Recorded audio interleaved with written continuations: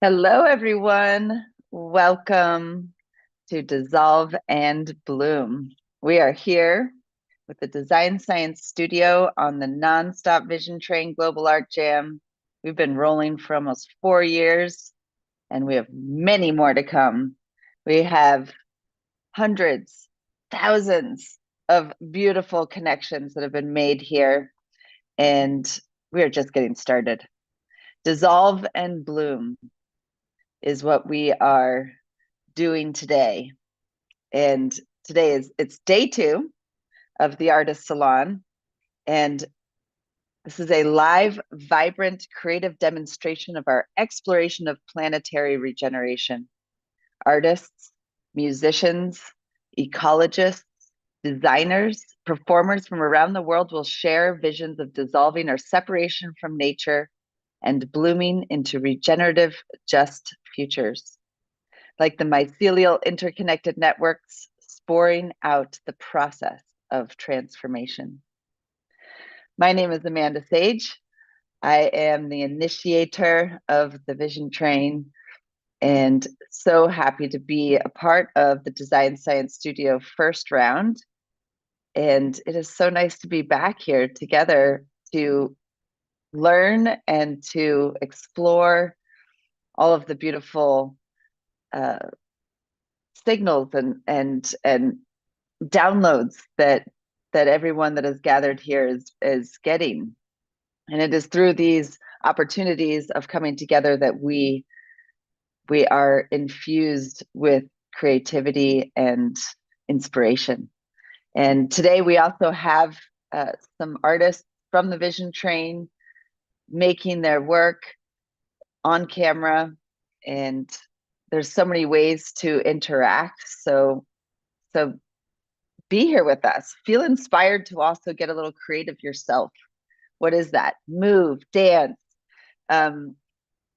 pick up a pencil, pick up a pen, take notes. So many ways to play. And so thank you everyone for being here. I'm excited to also introduce the first presenter. And this is an honor to introduce JizelleQ, who is a systems engineer and visionary, guided by indigenous wisdom and creativity. As we dig deep and take a dive, we soar high and remember who we are, the stewards of this planet who bring our ancestral wisdom in the recreation of our collective revolution. The veil is lifted to the truth. We are the warriors that carry the future.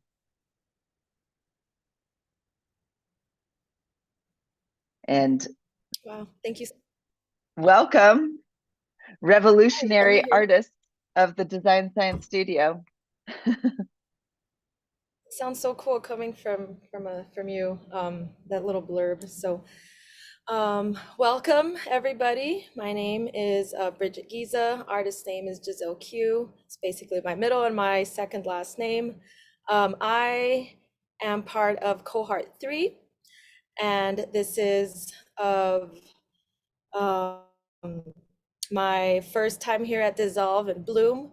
I am incredibly honored to be able to share this space with you all. I'm a little bit nervous, but I know as I get into this, I'll kind of settle into my emotions, into connecting with you all. And I've prepared a piece for you today centered around water.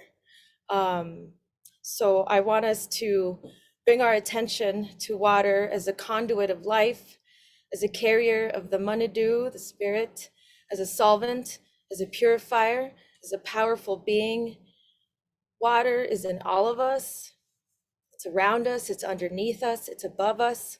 Water carries the original instructions of life as we know it.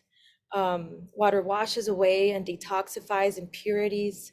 Water alchemizes and dissolves and aids in our blooming, in sustaining our lives, in sustaining our collective space. So I'm going to go ahead and press start for the music that I created. So let me know if you can hear it. Thumbs up. I also want to honor two Mexica deities today. One is JizelleQ. She is she of the jade skirt, of flowing water, of rivers and streams, of waterfalls, of navigable waters, of life, of fertility, agriculture, childbirth, newborns. We honor her today. We honor our children. We honor the rivers, the canals, the flowing waterways in our water world. I am sitting here today in Anishinaabe Gaki, the land of 10,000 lakes. And I wanted to share with you that water, as we know it, is, we're at war with water. The world is at war with water, but it doesn't have to be that way. And so today I invite you to remember the water inside you, remember the water around you, and honor that. I also want to honor JizelleQ, who embodies the powerful aspects of life and death. She is known as Mother Earth. She embodies transformation. With her serpent-adorned skirt and necklace of hearts and hands, she represents the cyclical nature of existence, of the duality of creation and destruction. She reminds us of the regenerative powers of life and the transformative forces of death. Guatliqua teaches us to embrace the cycles of transformation, recognizing that change is essential for growth and renewal. So as we hop on the visionary train of Dissolve and Bloom, remember Guatliqua and honor her as she honors our life cycles as well. She is the representation of balance. And I invite you today to find your internal resilience and your internal transformation. What do you need to let go of to allow the water within to cleanse you and to transform you? How do you find your balance, knowing that it's a constant ebb and flow? How do you ride the wave? What needs to dissolve within you, within us collectively, so that we can bloom? I wrote a poem today to reflect the state of the world and to invite humanity to remember who we really are and to celebrate who we are and to immerse ourselves in our individual as well as collective healing journeys. And this is where I stand today before you, 33 years young, 33 years old, on my healing journey, and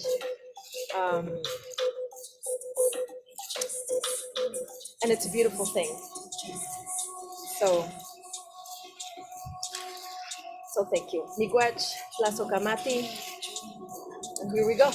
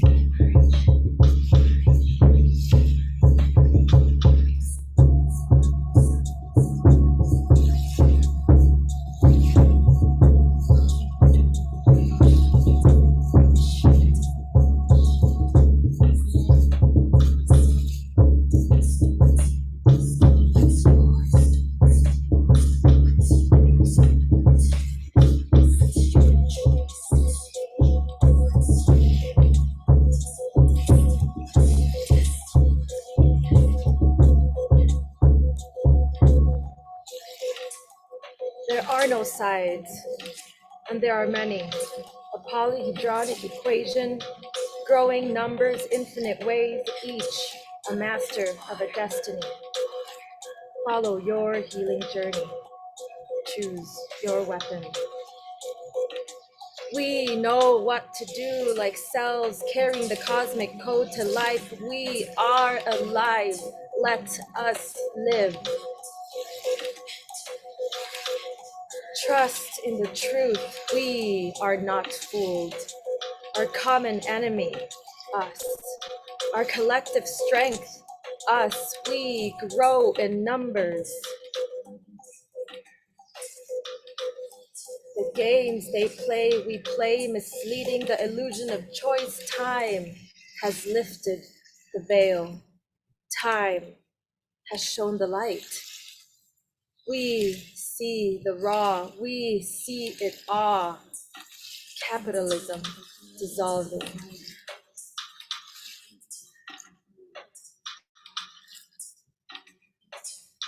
Injustice anywhere is a threat to justice everywhere. Injustice anywhere is a threat to justice anywhere. Injustice anywhere is a threat to justice anywhere.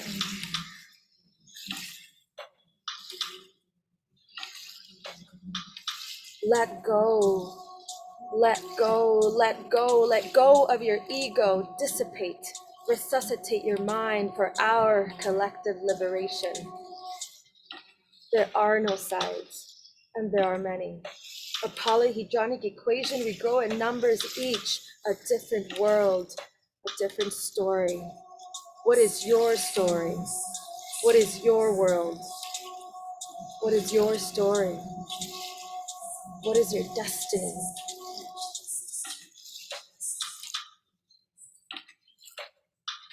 Enter the world of water. Enter the world. Water is life. Water as protector. Water is our future.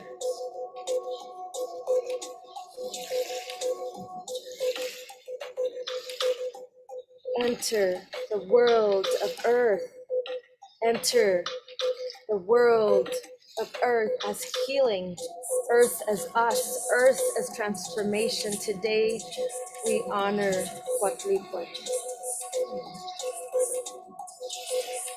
Enter the world of air, air as our breath, air as evolution, wind, revolution is close.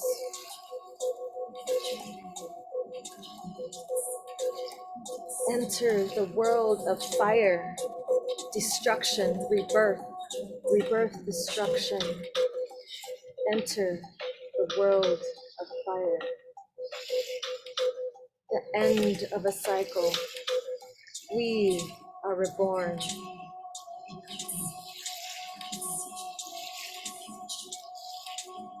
Remember who you are. Remember where you come from. Remember where you're going. Remember why you're here. We can dream of a good life. Mino bema win. We can dream of a good life. Mino bema win. We can see the future. We can dream of collective liberation. We create the future.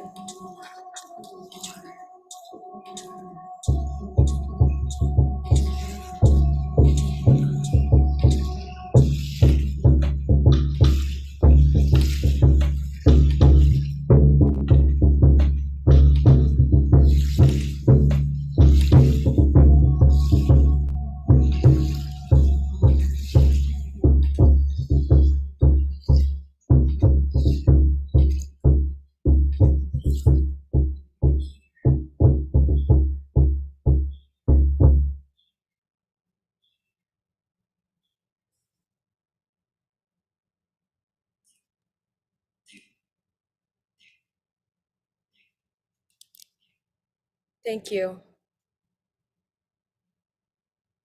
Wow, dear sister, thank you so much for welcoming us and inviting all the ancestors and the elements to be with us here today. This remembering of the water and all of the elements are crucial. It's crucial for us to remember the future we need to be in right relationship with that which is around us and that which has come before us. And it is so inspiring entering the world of water. And so thank you. So good to be with you here today and in this space. And I want to welcome my dear sister, Roxi, the grand weaver behind the Design Science Studio, a grand visionary, weaving together all of these threads of luminaries around the world, calling us into action, calling us into our creative potential, and ever so gently and sweetly beckoning our creative potentials to come forth. Thank you for doing what you do, Roxi, and for being here and holding the space for us. And it's so cool to see you in front of one of my paintings that I did together with my partner, Joe Bob, The Great Wave of Transformation. That's what we are. We're riding that wave, everyone, and we're all in the froth of it, crashing down in a big blessing with music and art and good medicine. We're living it. We're living it. Thank you so much, Amanda, for welcoming me. And thank you for also welcoming Bridget. And Bridget, that was a very powerful way to open. Thank you for preparing that opening ceremony. I'm so honored to be here and to be co-hosting this with you, Amanda, and on the Vision Train. Tutu. So thank you for everyone who's joining live and who's also joining on the live stream. We're streaming to 8 different places right now. So really excited to welcome everyone today. I'm going to just share a few words about where we're at and what we're doing and hand it over to our next artist who is going to share after. And this is a powerful day. It's 5 hours of weaving and coming into relationship with the potential way that we could be operating in this world. There's really, really phenomenal artists and designers and creators who are holding so many facets of what it means to move towards a world that works for all. And so thankful for all of them as well, who have chosen to share that. You know, I think this sort of like cultural ripple of catalyzing regeneration, it's cultural, it's planetary.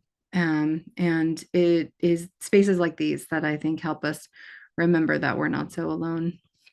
And the Design Science Studio is an educational incubator and cultural regenerative incubator for the art of the Regenaissance, this regenerative renaissance. And we really believe that the future is first an idea. It's also potentially first a feeling. Harris Adele from the Design Science Studio said that recently. And I was like, yes, you know, like if we can't imagine it, we can't move towards it. And so we're trying to help create capacity for all beings who care around the world to make the world work for all. And so it is a choice, and it takes courage, and it is this sort of radical act to choose to imagine another way. And so today is full of just that. We wanted to also invite you into some guiding participatory and witness principles. So these were created by Larissa Carroll, who shared and emceed yesterday. And these are it's a pretty good place to start. So I know there's folks tuning in from all corners of the earth. So thanks for whatever time it is where you live, but just kind of grounding and arriving here. I want to invite you to kind of relax into a little bit more spaciousness and contentment and just like presence, and be guided by a warm curiosity. And yeah, follow your pleasure, like really witness and be in support and mutual respect and care for everyone who's here. And and also participate, like we want to hear from you. So jump in the chat and celebrate. It takes a lot of courage for folks who are sharing. Bridget is so vulnerable opening up the session today and saying, hey, like this is a little nervous. It can be nerve-wracking to share your gifts. And so definitely encourage the love. And I'll get to share a little bit more about the Design Science Studio a bit later, but we welcome you. We kicked off in 2020, and so this is the third cohort of a decade-long initiative. And cohort is what we call cohorts. So we have artists and creators, designers from all over the world. And then we have an entire consortium of different partner organizations who are all connected to creating a more equitable, resilient, just future. So today is full of that. And we also have a handful of bioregional events happening around the world. I know that Stacy is hosting one right now in New York, in Brooklyn. So they're tuning in from the live event there. I think that we just had one end in Portugal that Clara was hosting this morning. And we have one this evening in San Francisco in the Bay Area. So if you're in the Bay, check the website. So welcome. All of the support from this event goes to our Scholarship Access Fund, which so many of the artists and creators who are part of the studio are a part of, and we're able to participate because of. So thank you for your contribution in that, and just for your presence, and really looking forward to a beautiful day together.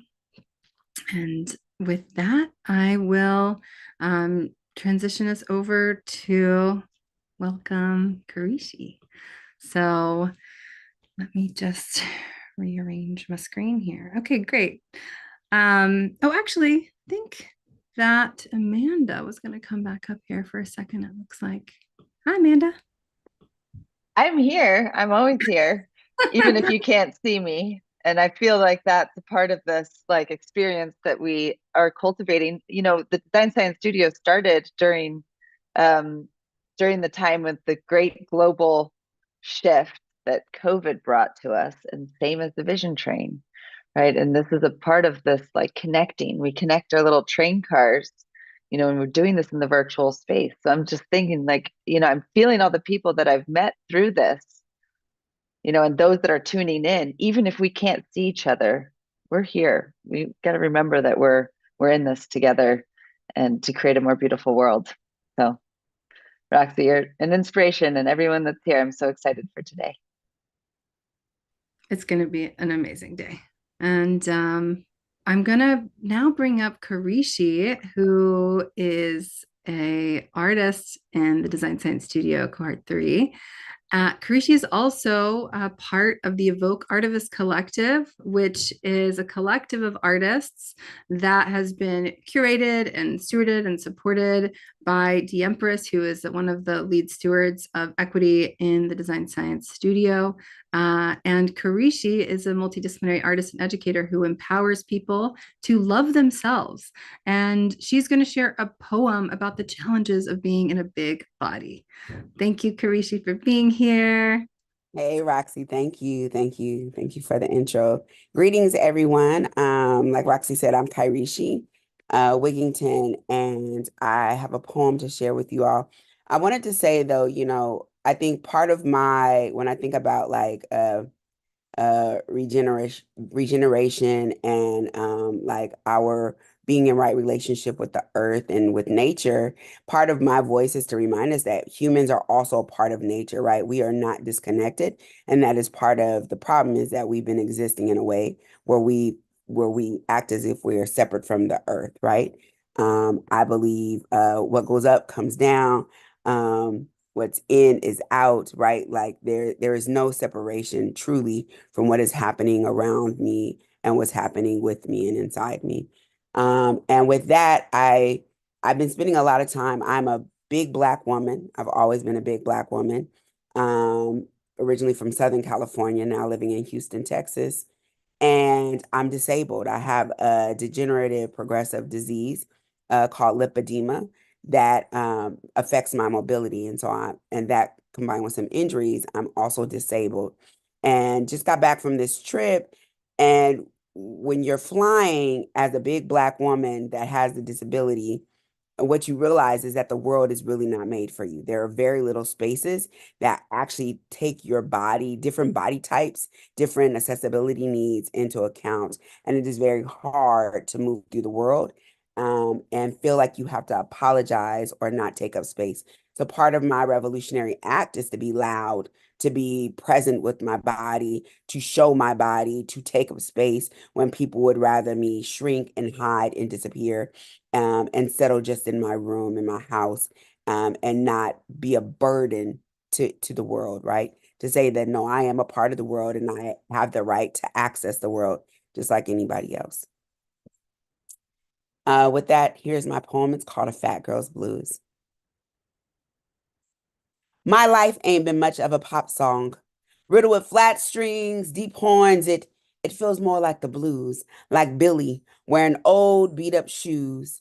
Escapism, just the right prescription for little girls who've been abused. So she runs, drowns her afflictions in whatever vice kills memory. See, she doesn't want to have to think, just drinks and pours her sorrows into that little white horse, and she rides away.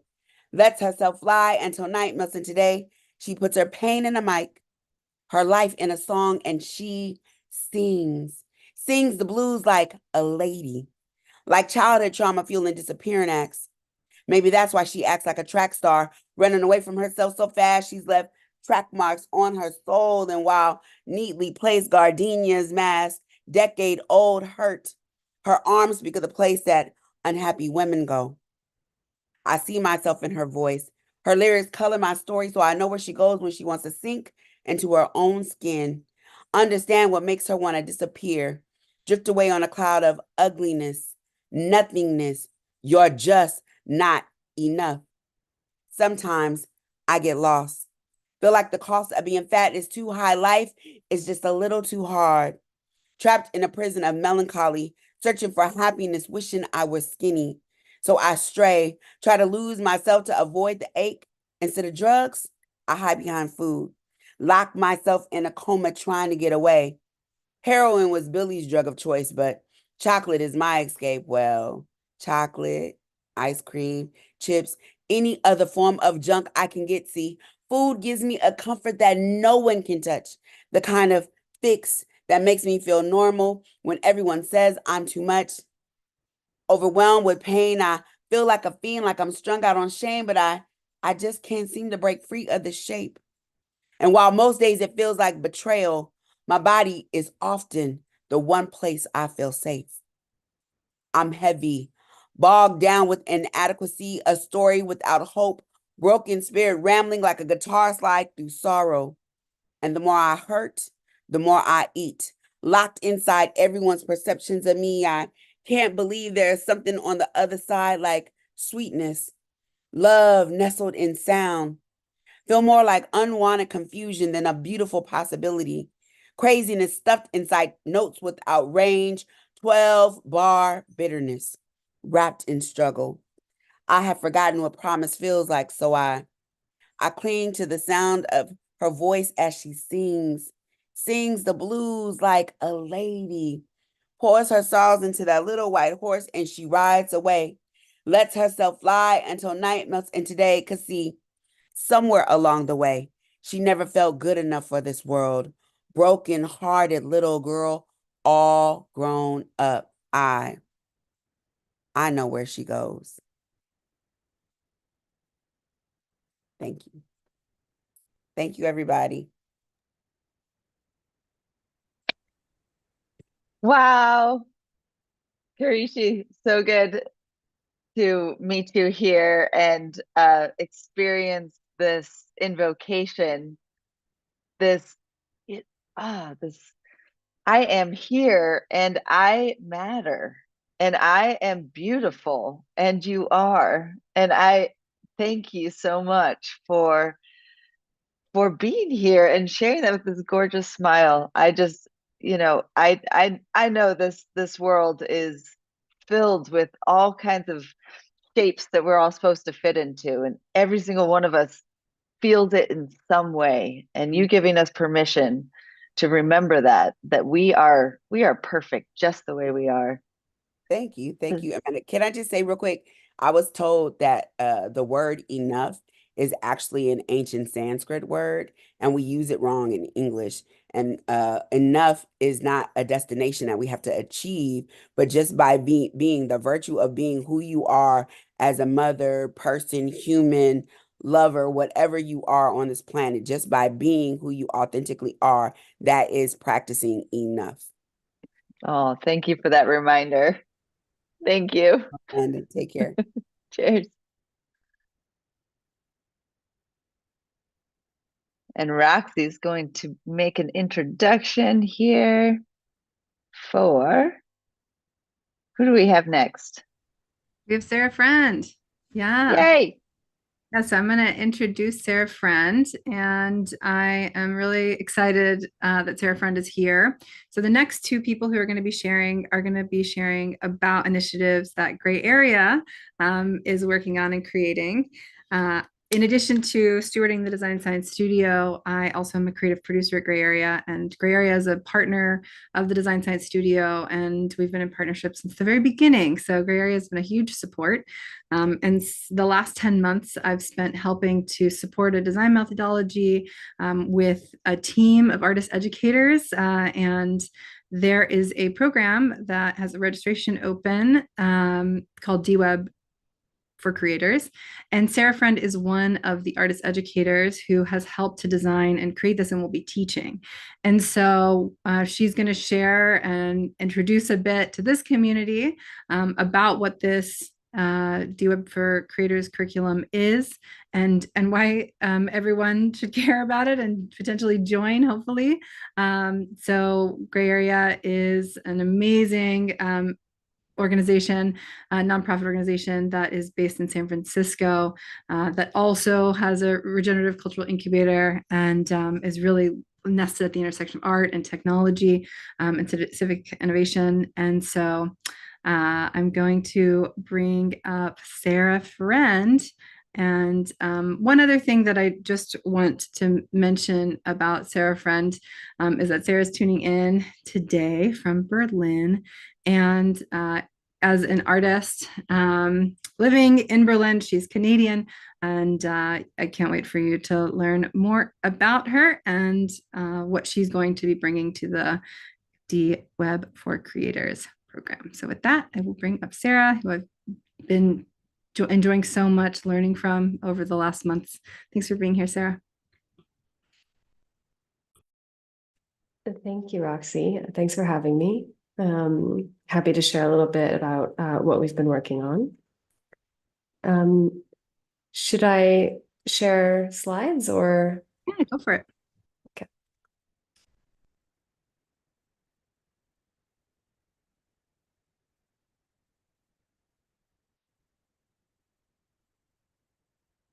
I also want to say thank you to Kharyshi and Bridget for sharing your work so far as well. Okay, can you see a slide? Yes. Beautiful. So yeah, like Roxy said, I've been working with her and a team of other folks on a program which is ready for people signups now. And will be beginning officially on March 6th. It's called Dweb for Creators. But I thought I would tell you a little bit about what Dweb is to get started in case it's a new term. Dweb means, or decentralized web, and it's a variety of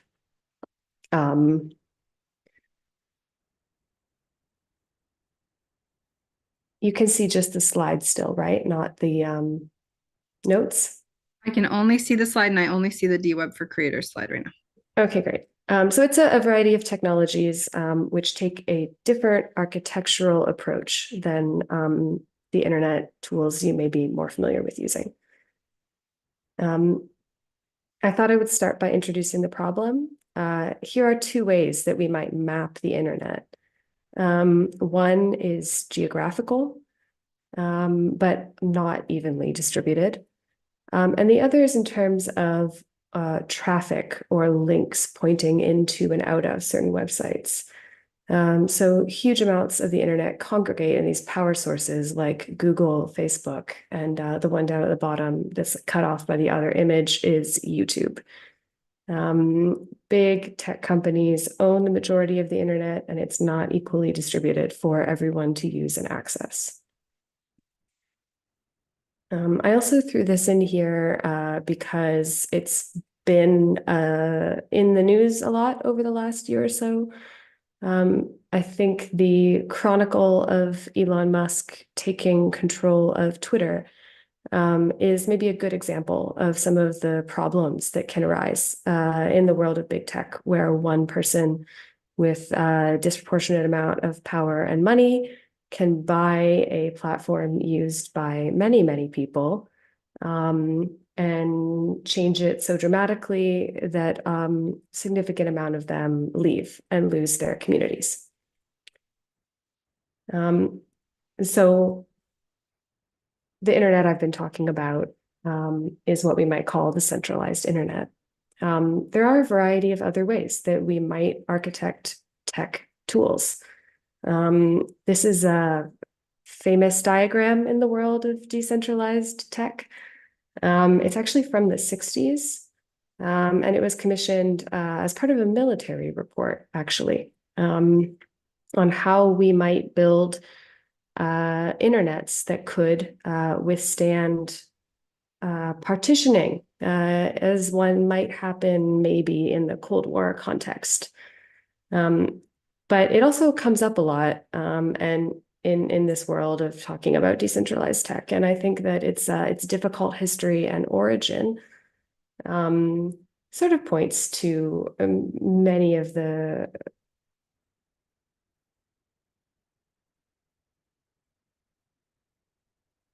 contradictions inherent in the internet today.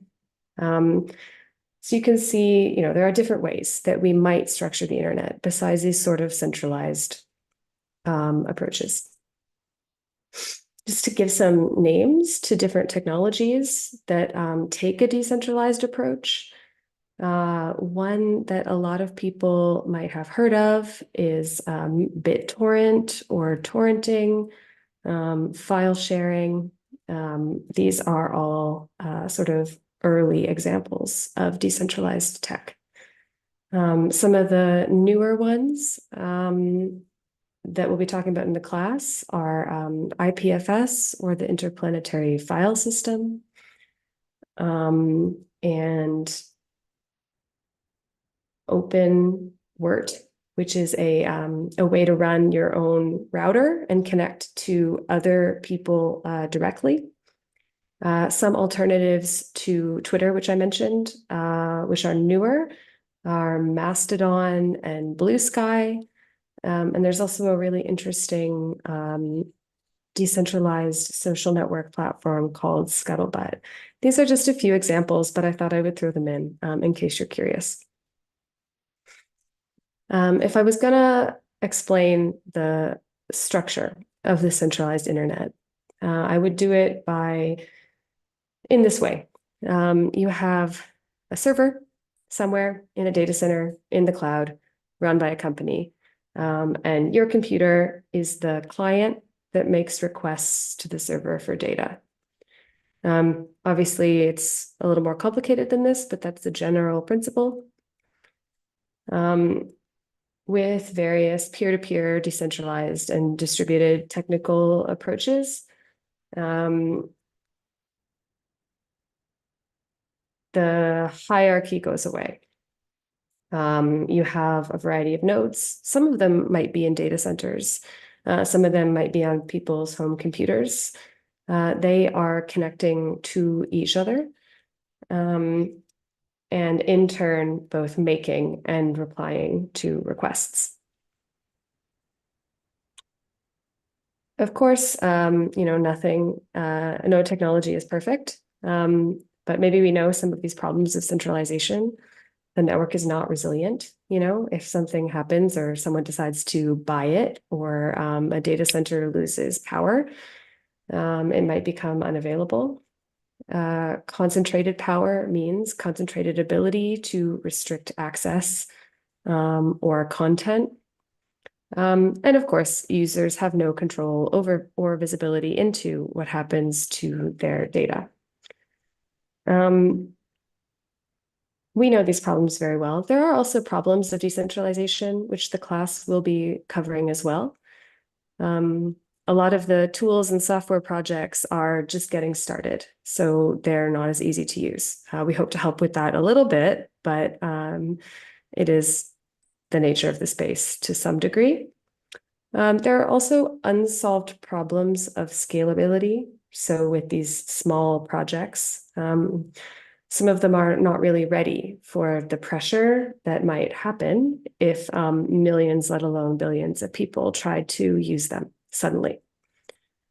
There is a high level of user control means a high level of user responsibility.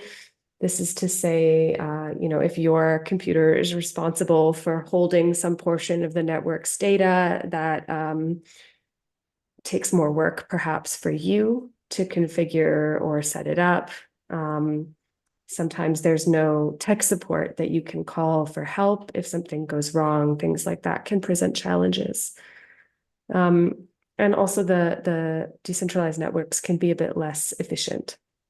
You can imagine all these computers connecting to one another instead of a single server.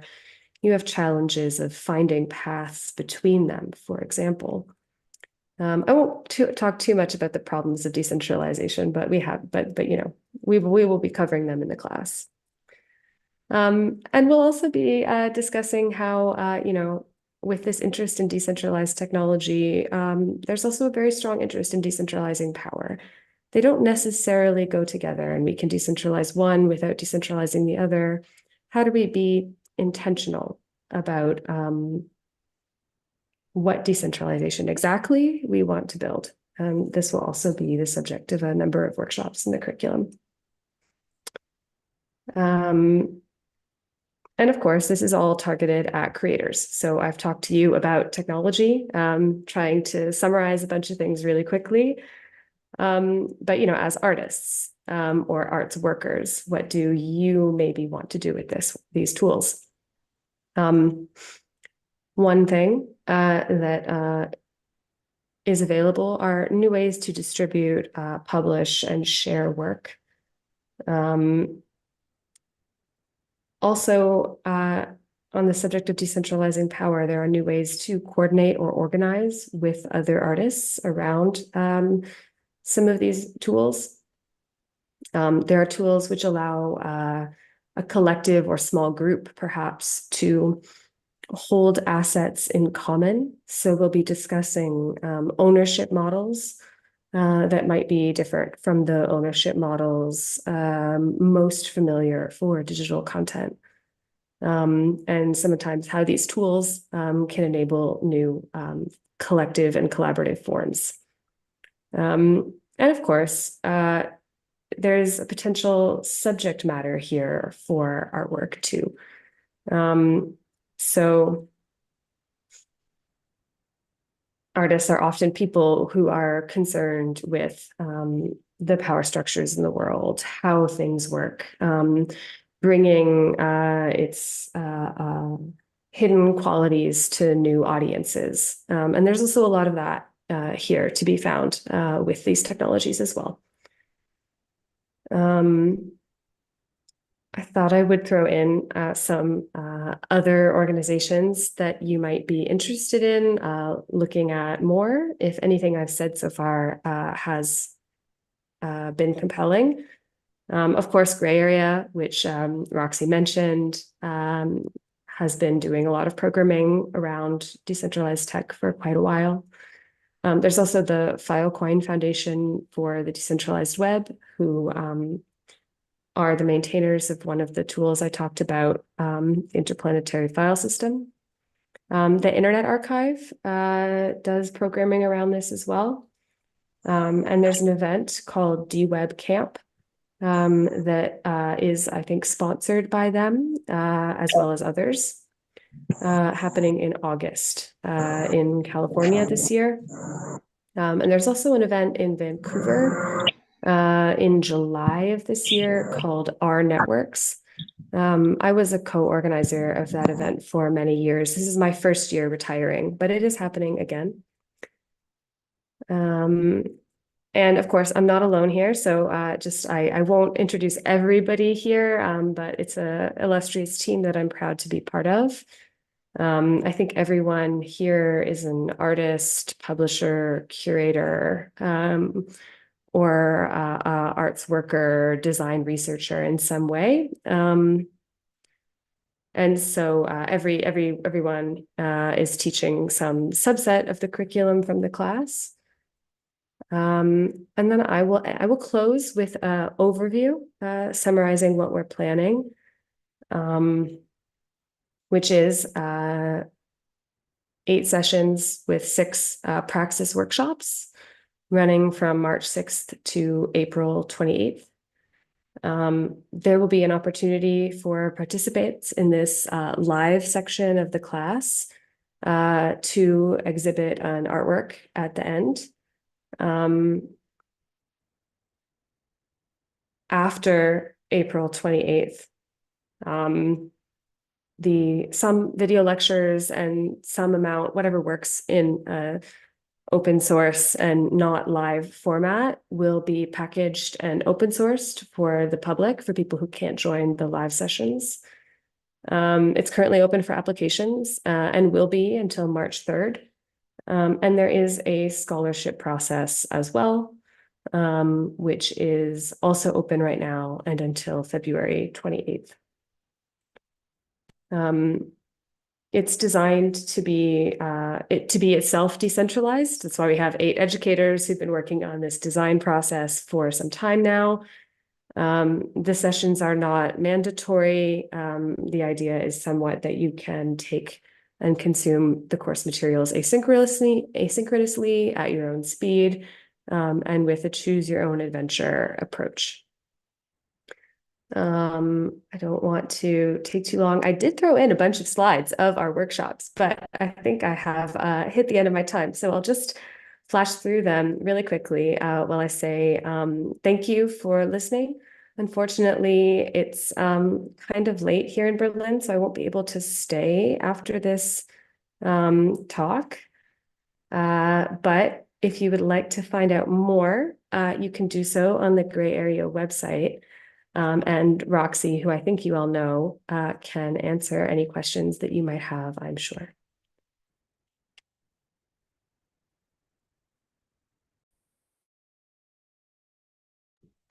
Thank you, Sarah. That was awesome. I feel like I'm starting to get a taste also of what it's going to be like to take your classes. So I really appreciate you coming and sharing with this community who's live and also all the folks on the stream. And thanks also for mentioning Filecoin. It's really great that the Filecoin Foundation for the Decentralized Web has supported this curriculum. And I'm really looking forward to all that it will bring. And it's been really great to have you. So looking forward to this, and thank you so much. All right. Now, Gray Area Part 2. I think Amanda's going to do this intro. We're really excited for this.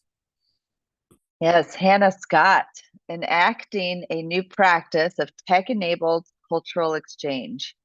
Highlights from the C/Change Playbook. Hannah Scott is a researcher, writer, and architect of creative collaborations. In her role as research manager at Gray Area, she is developing programs that bring together diverse collectives of practitioners to develop new prototypes, ideas, and experiences that make critical interventions in social and technological issues. This work is informed by her research practice, which focuses on how artists have engaged with and helped shape the rise of computing.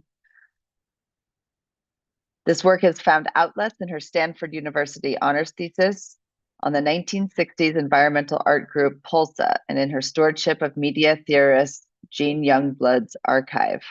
Recently, Hannah has also led research projects for transformations of the human, and managed exhibitions for Ars Electronica Festival 2023.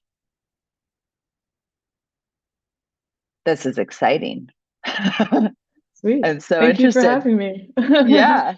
Yeah, it's always quite uncanny to hear your bio read out loud. But yeah, super excited to be here. Thank you so much, Roxy and the Design Science Studio team for having me. I'm going to be presenting a project from Gray Area and the Goethe Institute of San Francisco called Sea Change. It's an initiative that is applying emerging technologies to designing new spaces for online cultural exchange. And we launched this initiative in 2021, and we recently published a playbook, which consolidates insights from the 2 years of the program and communicates them in the form of 10 principles. So for the next 10 minutes or so, I'm going to be sort of doing a playthrough of the playbook. So just sort of walking through it and digging in deeper to some of the principles that it shares. So let me share my screen. Yeah, so just a little bit more of a background on Sea Change. I think the initiative really came out of this evident need for new tools, new platforms, and experiences that enable healthier, more collaborative forms of online communication. I don't think I have to tell you all about how the current platforms that are available for conducting communication in online spaces are sort of designed with values other than those that a modern practice of cultural exchange seeks to advance. So this initiative is really centered around putting creators and cultural producers at the center and empowering them with the support and resources to design the tools that work for them and that work for their communities. And so this playbook goes into some of the outcomes of those initiatives. And so Sea Change operated a R&D lab for 2 years. So we had 2 cohorts of 5 project teams from around the world who were granted funds and mentorship support to produce online prototypes that reflect one of Sea Change's 3 focus areas, which are feminist technologies, planetary futures, and digital democracy. And I'll dive into some of those projects later, but they're really incredible projects that take sort of forward-thinking approaches to what cultural exchange might look like in the future. And then maybe also to just give a little bit of like a background on cultural exchange, because yeah, I think it's sort of this fuzzy idea that people sort of have a general idea about, but can sometimes become unclear. So cultural exchange really emerged in the post-World War II era as a way of conducting top-down cultural diplomacy, but then sort of in the following decades transformed into this more cooperative, partnership-based model that centers things like co-production and mutual learning. But then with the birth of the internet, cultural exchange became this like much more diffuse, decentralized process whereby people are exchanging cultures sort of instantaneously all around the world at all times. And so this initiative, Sea Change, is really trying to bring more intentionality to that practice and to prototype new platforms that sort of aid a more healthful, productive, collaborative model of online cultural exchange. So I'm just going to dive into a couple highlights from the playbook. And so the first one that I wanted to share is around a project called Offline Wiki. And Offline Wiki is a project from a group of artists and technologists, Or Zubalski, Lutsu Tung, and Saika Tuleman. They're all they're based in New York and in Taiwan and in the Philippines, respectively. And all these artists identify as activists as well. And they really came together out of a mutual recognition of the ways in which conducting activist work in online spaces often poses really critical challenges to their personal safety. Saika, for example, works in the Philippines and is sort of subject to internet shutdowns by the government, as well as facing threats from the government who have sort of cracked down on online dissidents and prosecuted them. So this project really challenged some of our assumptions as organizers of this initiative, which was a really healthy thing, in that it showed how this move towards online cultural exchange doesn't necessarily mean that a greater swath of the public can participate in these things, because the online connectivity is not a given. And even having an internet connection doesn't necessarily mean that you are safe and free to participate and share your ideas as you wish. So their response was to create these USB sticks that are distributed through the post. And there's sort of like an encryption method that when you have the key, you can decrypt the files that are on the USB device. And it's sort of like a repository of readings and resources about creating safer, more private, and often decentralized online networks for conducting activist work. So yeah, highly recommend checking out Offline Wiki. You can go to seechange.xyz for more.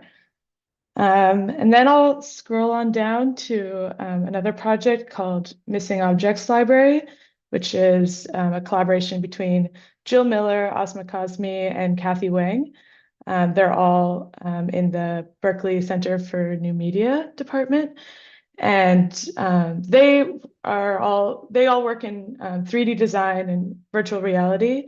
And they noticed that sort of dominant platforms for 3D assets like TurboSquid the assets that are contained in that repository sort of reinforce some of society's worst negative stereotypes about women and people of color. And so they decided to counter that phenomenon with a more curated, bespoke repository for 3D assets that are organized in different collections.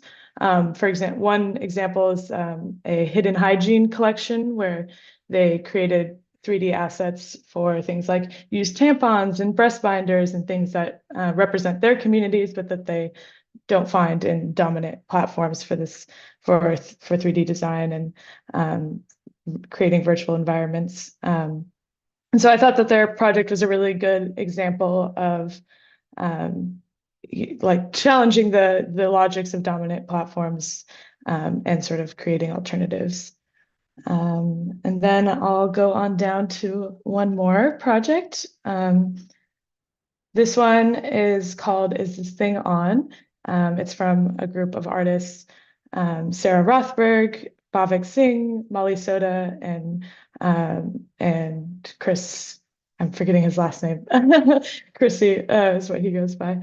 But it was a really innovative project that takes a lot of the principles that Sarah was just talking about in her talk. It explored a alternative cultural infrastructure model for live streaming. I think live streaming as a creative practice is expanding, but the platforms that are most accessible for people to conduct live streaming performances are major corporate platforms that aren't developed with this creative practice of live streaming in mind, and therefore don't adequately recognize or compensate the value that is created by people who are participating in live streaming performances.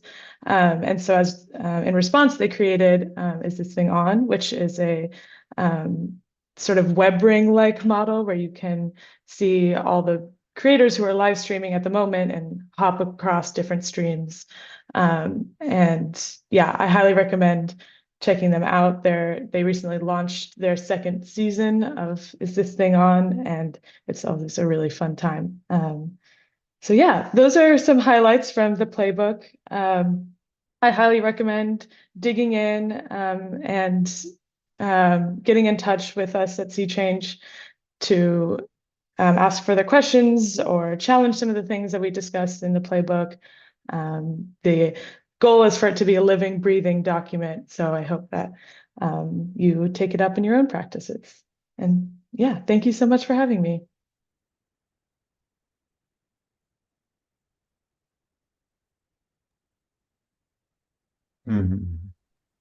Thank you, Hannah. As we're talking about cultural exchange all of the time in the design science studio, I was so excited whenever the playbook came out.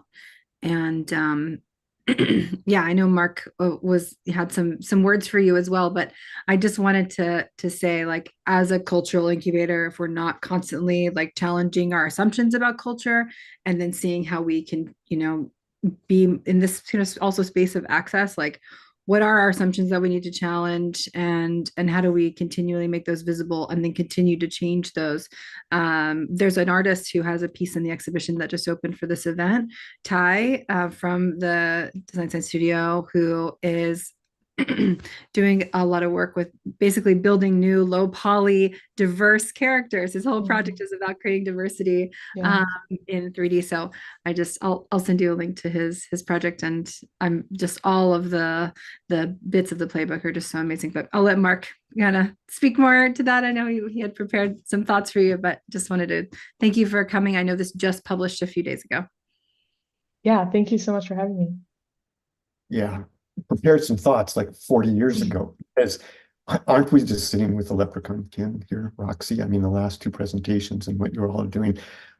Just so you know, that illustration behind me, that is an illustration that was done in 1980 when I was living in Boston, because I was lead designer, and the companies that were coming out of MIT and saying, what if we could have tools for you artists? What would you like it to be able to do? And so I was gathering people that were in the area there to have those talks. And now here we are, understanding, yes, the web came out of the military, educational, industrial complex, just like so much of what we play with now. But it's here, it's in your hands, and you are all doing amazing things. And I just want to say thank you for what you're doing, my leprechaun kin. Beautiful. Thank Roxy. you. Yeah. Definitely everyone, I put the link in the chat. Also, I put it in the stream to check out the Sea Change playbook. So it's full of really amazing resources. And as Mark, I love that you were touching on, like, how do we as artists reimagine the tools that we're using and continue to participate in the evolution of them. And I think with that, we will transition to our next creator that is ahead of us. Oh, actually, it's Amanda Sage. So I'm going to bring Amanda Sage back up to talk about the Vision Train. And right after, I'll share a little bit about our fundraiser that we have open that's going right now, that this is all contributing to. But I'm going to bring up another partner. It's nice to kind of go from Gray Area, who's one of our partners, where I also am a part of the team there, to the Vision Train, which I also feel like I'm a part of their team. So, we're just one big, happy, collaborative family out here. But if you all don't know Amanda Sage, she happens to be one of the most prolific visionary artists of our time. She is an artist driven by the desire to reveal art's critical role in regenerative culture, and she's passionate about creating artistic and social experiments that explore solutionary activism. And she was a part of the inaugural Design Science Studio cohort and is a partner of the studio and a dear friend and so much more. So excited that you get to share a bit about it now. Awesome. Thank you, Roxy, for that intro. And it just feels so, um, so there's like this remembering that comes in that is kind of like, we've been here before, which we have, and we're different now. And this constant like evolution, right, of a relationship, and this relationship um, being this experience of life and having inspirations, having ideas. And as artists, in many ways, we don't really know what is it really going to look like. To be to confine that vision too much eliminates the divine dance. And so I see my paintings as a dance, or that play that happens with inspiration, with spirit. And that is the same in community. And this is this experimental space that we've created. And it started, well, it didn't, it started a little bit before, and I'm going to share my screen here. Just a moment. Here we go. So the vision train, I chose this image of our logo over one of my paintings that is the mycelial seed, and it is the mushroom bloom. And actually the original painting of this started right during the pandemic, when we were on Zoom like 24/7 on the vision train, on the same Zoom call that we're on right now. And I was imagining all of us as this mycelium, and we were the blooms, right? What we were creating was the bloom of the mushroom out of the mycelium web that was bringing us together through this crazy virus, right? And so what is the potential that the virus can bring us? What is the potential of the disintegration? And I think of dissolve, dissolving and blooming, which is the name of this artist Salon. And it's such a powerful theme. And this painting, the Great Wave of Transformation, is a painting that I did together with my partner, Joe Bob Merritt. We started it 2020, end of January 2020, or was it end of February? It was right before the lockdowns. And we felt this great grand wave of transformation. And it the train riding this wave, shining the light into the darkness of these crumbling systems. And it's time to connect our train cars together. I see the train as this vessel that can take us back on the tracks on a journey of regeneration, reconciliation, and remembrance. And the train is this powerful vessel that is really at the forefront of the Industrial Revolution. And it is embedded in our language. It has, the tracks are all over the land, and we can use the train as this tool to bring everyone together again. And one of the ways so I started seeing the train over a decade ago, and what's in my toolbox to help support the train. And how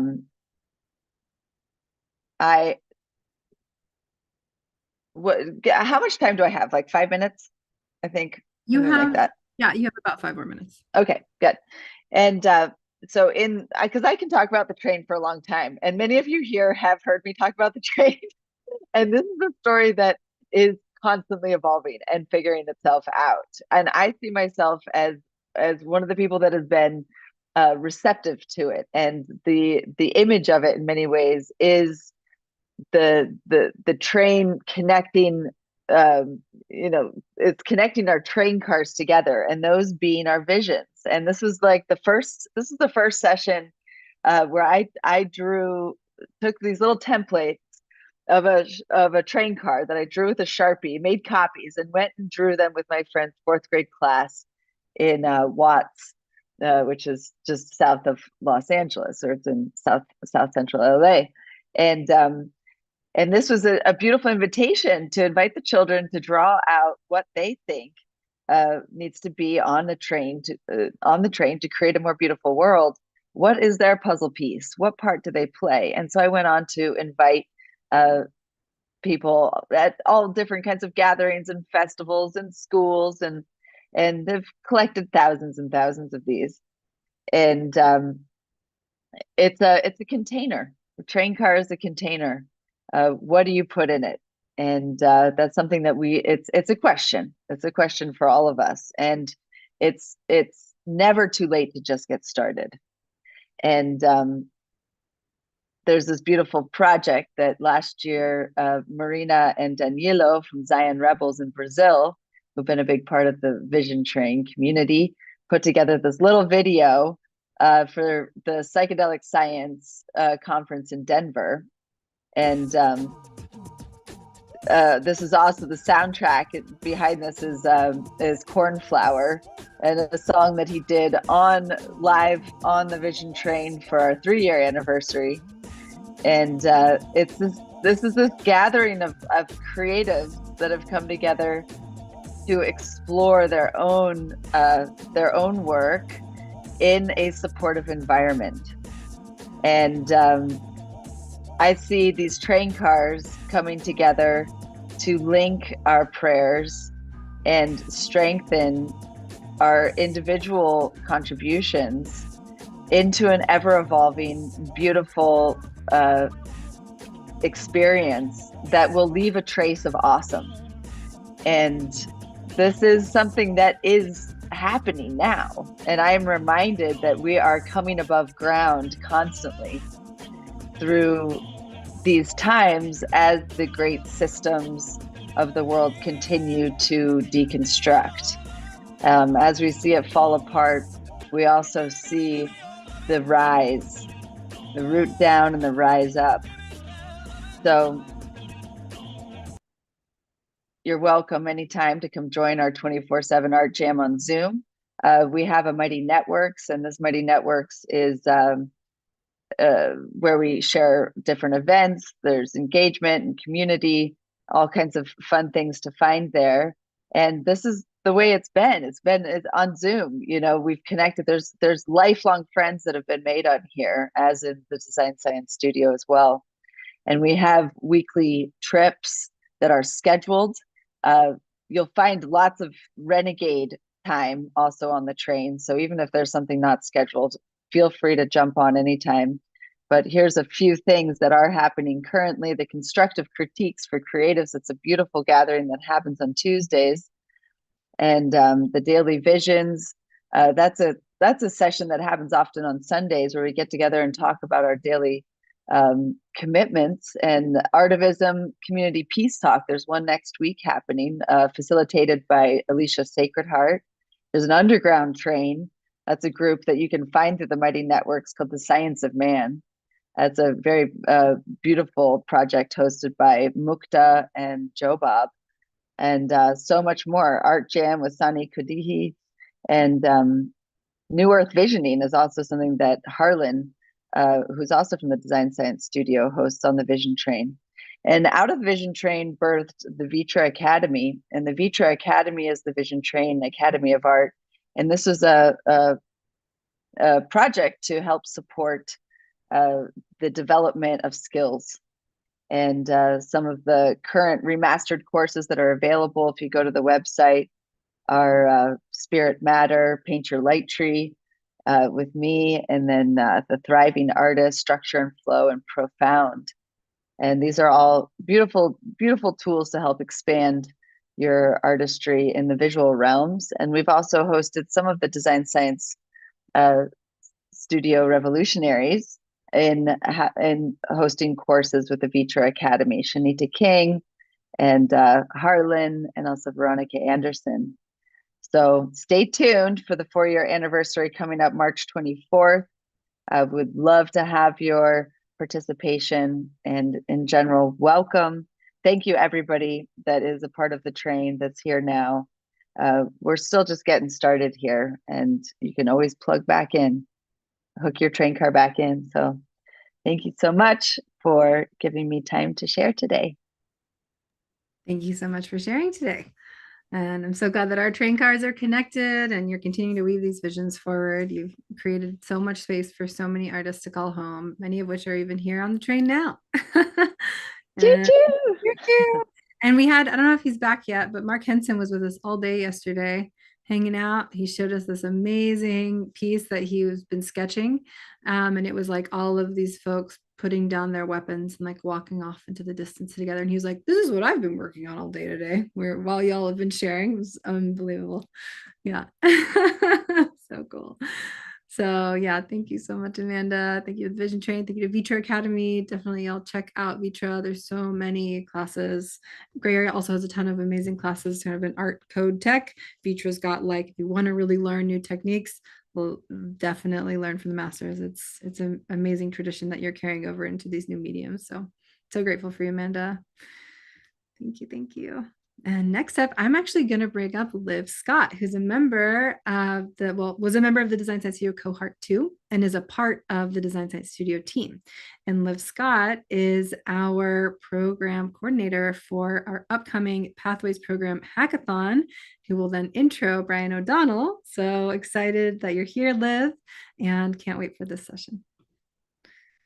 Thank you so much, Roxy. Hi, everyone. I'm Liv. I'm the program coordinator for this upcoming Pathways hackathon, which is taking place this coming Friday through Sunday, which is super exciting.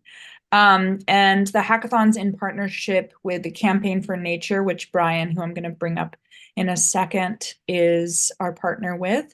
And Brian and his team are doing really amazing work kind of at the UN level to bring about biodiversity conservation as a part of their 2030 goal. So we have a whole bunch of Design Science Studio designers that are going to come together on Friday to go through a rapid design sprint to come up with some creative interventions to support Brian's team. Brian himself, Brian will give a brief talk about the crisis facing nature, the biodiversity crisis in particular. He will explain the current trends in species and habitat loss, why biodiversity is important, how the crisis facing biodiversity is every bit as important as climate change. Brian will talk about global movement that has gained steam in recent years to confront the crisis, the critical role Indigenous peoples and local communities play in biodiversity conservation, and what individuals can do to make a difference. The session will focus on the crisis facing nature, the biodiversity crisis, and the session will also discuss what is leading to an unprecedented loss in biodiversity and what concerned individuals, organizations, and governments can do to make that difference. So with that, I will turn it over to Brian. Thanks so much, Liv. Really good to see you, and thanks everyone I'm not an artist, so I'm more in the policy and communications and politics space. So it'll be a little bit of a switching gears here from the last presentations, but want to talk about what's something really critical that we are all facing. So I'm going to show some slides here.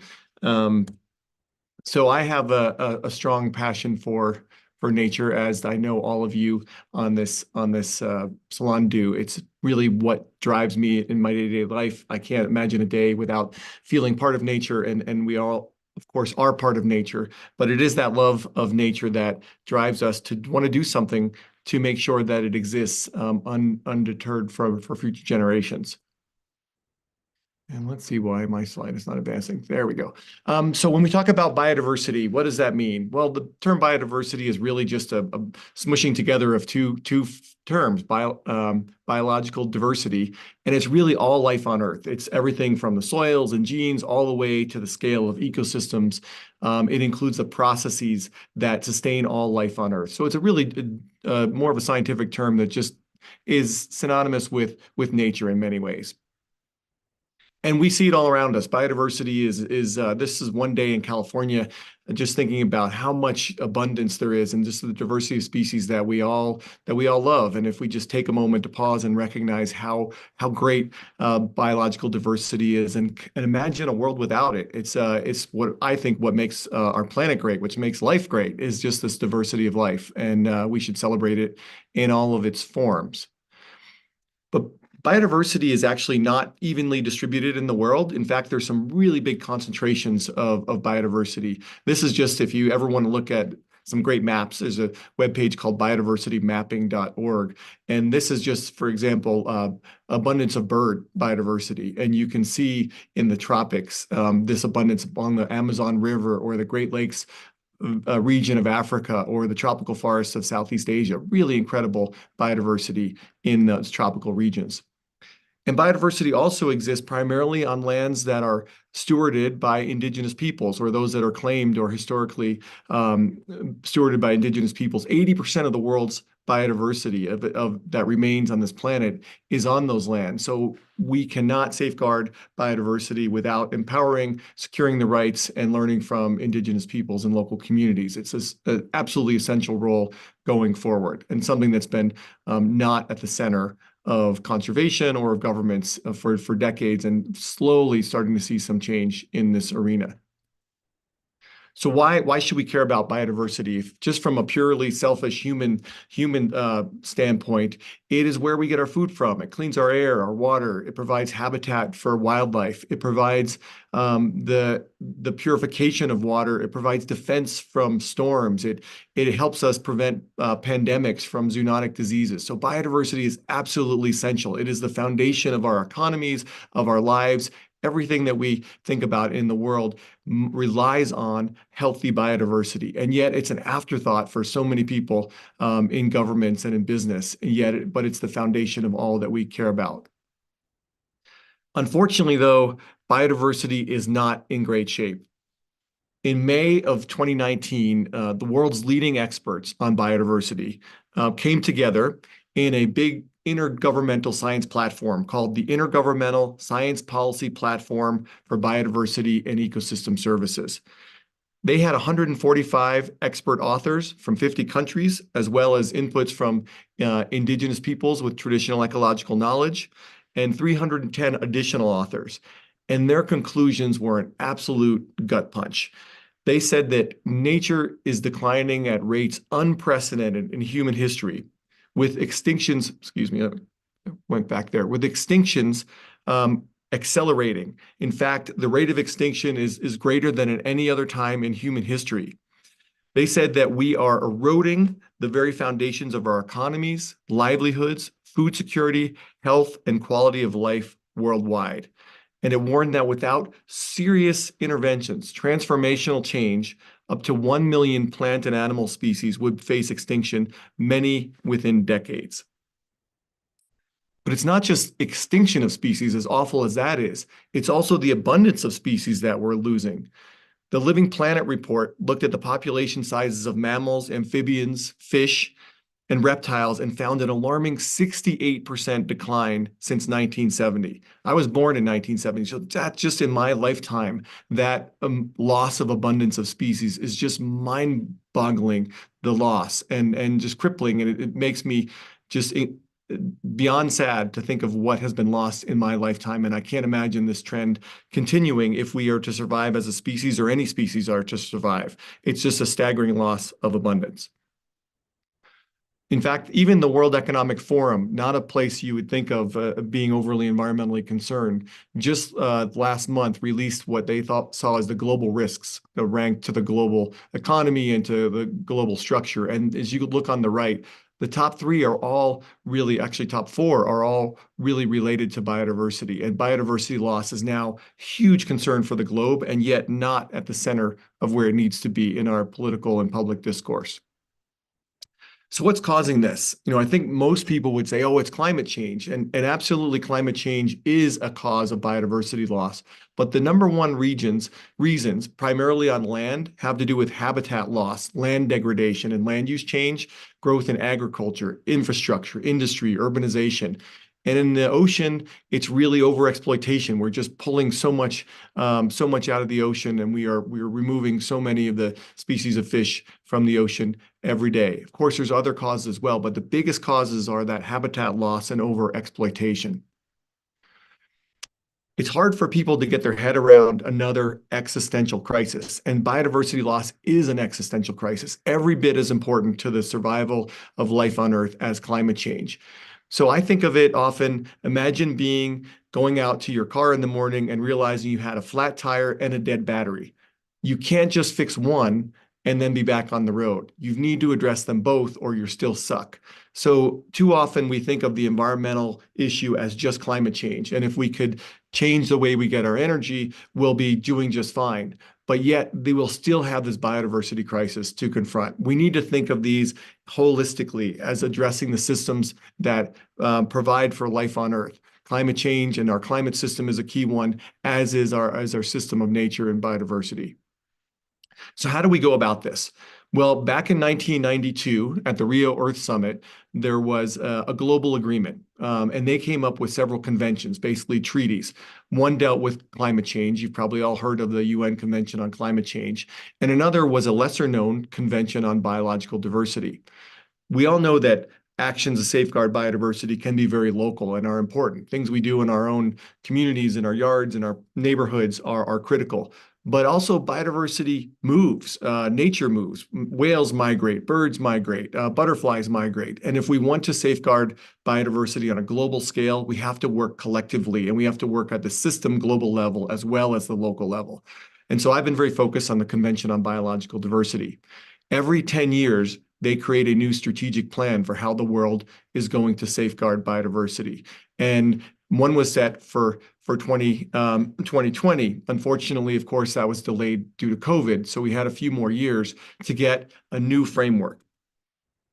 We worked to create a vision to protect at least 30% of the world's lands and oceans by 2030. So a big habitat conservation goal in a way that also recognized the territories of indigenous peoples and local communities as a pathway for nature conservation, and developed a thing called the High Ambition Coalition for Nature and People. This is a coalition of governments that all decided, yes, we need to work together. We need to protect at least 30% of the world's lands and oceans by 2030, in conjunction with many other targets to safeguard nature. So it was an idea to try to get to that scale of habitat loss. How do we confront that on a big number in a really short amount of time, with just a few years until 2030? And we started to get countries to sign up for this. Canada, the UK, EU, all pledged to protect at least 30% of their lands, as did the United States. And then we started to see countries primarily led by the Global South.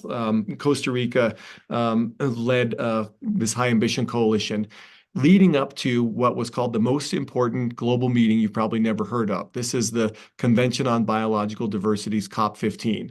This took place in Montreal last year. And this was an attempt to create a new global agreement for nature.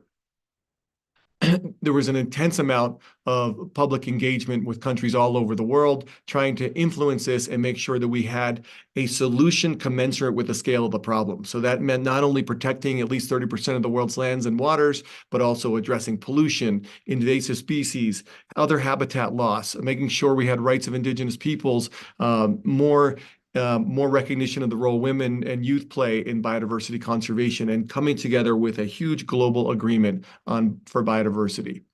And fortunately, a new global framework was agreed to unanimously by all the nations of the world. It's called the Kunming-Montreal Global Biodiversity Framework. And if implemented, will have absolutely transformational approaches to the way we interact with nature and the way we safeguard nature. It is very much similar to the Paris Climate Agreement for nature. So I recommend you all take a look at that and see it, and then encourage your governments, encourage your community to implement the more than 20 targets they had for biodiversity, because if we do these targets, we will see a transformational approach where nature is back at the forefront of our policies and our economies. It was called a historic deal to protect nature. So many of you may have seen some of the news on this, but just because we agree to a deal doesn't mean it's fully implemented. And that's what we need everyone to work towards. We're starting to see some really excellent movement to recognize the role of Indigenous peoples and to see their rights being advanced. This has to happen at scale in a huge way going forward if we have hope to see this agreement move forward. But exciting trends moving in this direction. The biggest thing moving forward is how do we make sure there's going to be adequate funding? Can the Global South, where most of the biodiversity is concentrated, implement all these big new targets without wealthy countries paying their share and making sure that they are atoning for the historic biodiversity loss that they had created throughout the Global South? And that means a major increase of funding that's critical. We also know that we've got to get this right if we have any chance of meeting our global climate agreement, because climate change really relies on protecting nature if we are to address the climate crisis. Protecting forests, kelp beds, peatlands, other areas are really essential for climate. So getting biodiversity right is critical to getting our climate right. And we started to see finally, even though you would think that nature and climate go hand in hand, in the UN system, they address these very siloed and segmented ways. But at the last COP, we started to see nature start to become at the forefront of the climate agenda, where is a place that it needs to be, along with decarbonizing our energy and our economy.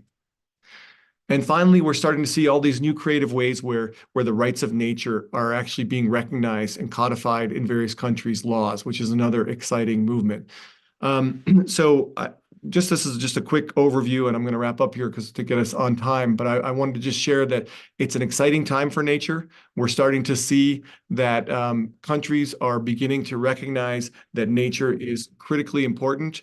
And we need to balance then a global agenda where we're cooperating together on the global stage with nature, with the things that we're doing in our own lives, thinking about our diet, our consumption, and how all of that works with nature. And I encourage all of you to learn more about this, to get engaged, to make personal changes, to think about biodiversity, to think about the importance of biodiversity along with climate, to take action in your own life, but more importantly, to take action in your political life, to vote for and encourage leaders who are going to make sure that biodiversity is the prime part of their agenda, because without it, there is no future for life on Earth, and to see this as something, a community to which we all belong. So I'll stop there and look forward to seeing more of you in the hackathon next weekend. Thank you so very much, Brian. I'm always like re-inspired whenever I listen to your presentation, the way that you articulate about nature, which is so important. And I think what you're talking about is like with the climate movement at the political level, getting so much more attraction and conversation and discussion, and the way that biodiversity is so integral and so foundational to kind of the paradigm that needs to shift in order to have a regenerative community, in order to see ourselves as interconnected beings to all of life. And that's like this key missing part that we don't talk about and we don't have the language to. And I think part of what you were also talking about with its interconnectedness, that it's hard to quickly fix it or carbonize it. It's about really transforming the way that we're seeing and doing things. And Indigenous folks have known this for so long. It's I loved seeing all the different like positive news and different shifts that are happening. But I think, at least where I'm at in America, I feel like there's a lot that needs to change there. And so I'm really excited for the hackathon to see what ideas folks come up with. In terms of where the hackathon's like challenge is at, it's at this like high level kind of what is the either public facing campaigns we can do, or how can we get our politicians in the global north to be thinking and seeing biodiversity differently and putting their money where their commitments have been. And so I'm also excited to see what folks are coming up, what folks might come up with. So I'll turn you back over to Roxy. But again, thank you so much, Brian, and see you next weekend. Thanks all.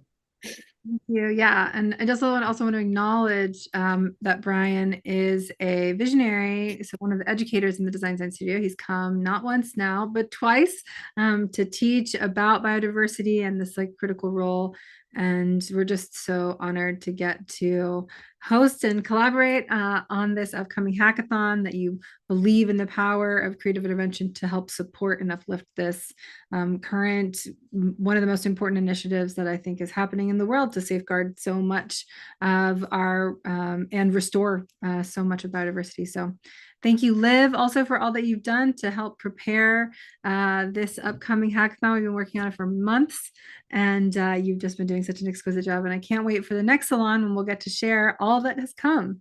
So yeah, thank you. And I'll hand it over to Mark. Well, hi, everybody. Wow, I'm looking forward to the hackathon. I know there's a number of us that have decided to jump into that, so we'll be together this coming weekend. And I believe we're off to an art tour, and we're going to bring Roxi back in because we're going to do that together with a number of artists. And so I don't know that Roxi needs much of an introduction, but I know we're going to have fun, and Amanda's going to join us. And you know what, thinking about all the talks that we've just had, it sure feels whole, like this whole spectrum of from this digital realm of how we do things together to this very present and presence of being together, and now trying to leverage tools like New Art City to create what you started 3 years ago as the first museum of regenerative art, Mora. So let's go for a tour. Yeah, well, you know, I'm really excited about our art tour today. It'll be a little bit abbreviated, and we're gonna first start with highlighting some of the artists who are a part of the Evoke Artivist Collective. And before we do that, I actually have a video from D-Empress that she prepared and sent out, or sent to me to share with everyone here. So I'm just going to pull that up so that we can hear from the Evoke Artivist Collective steward, and learn more about the vision of the Evoke Artivist Collective, what it is, what the intention is, and where she's at in the process of stewarding it. It's been incredible to have D-Empress be such an important and big part of the Design Science Studio. And I'm just gonna grab the right link. And maybe while I do that, you know, I know you both know D-Empress and how amazing she is. And maybe you can say a few words about her while I pull this video up. Yeah, well, you know, if I first think back to Mora and the exhibit that we held the second year, I believe, it was the most beautiful experience to go through her exhibit that was so full of different layers and poetry and deep meaning. And D-Empress has touched us in a number of different ways, and I know also touches her community. I think she's involved in politics, if I recall, and brought together a contingent of co-artists to join us in this. And yeah, I think, are we ready to jump in? Great. Yeah, I can show it. Amanda, do you want to say anything else about D-Empress? You're muted. She's just so inspiring, and I really, yeah. I see like an image. I see images of her, and I hear her voice. Like she really bridges worlds in a powerful way, and I'm excited to see what you have to share, what she has to share with us today.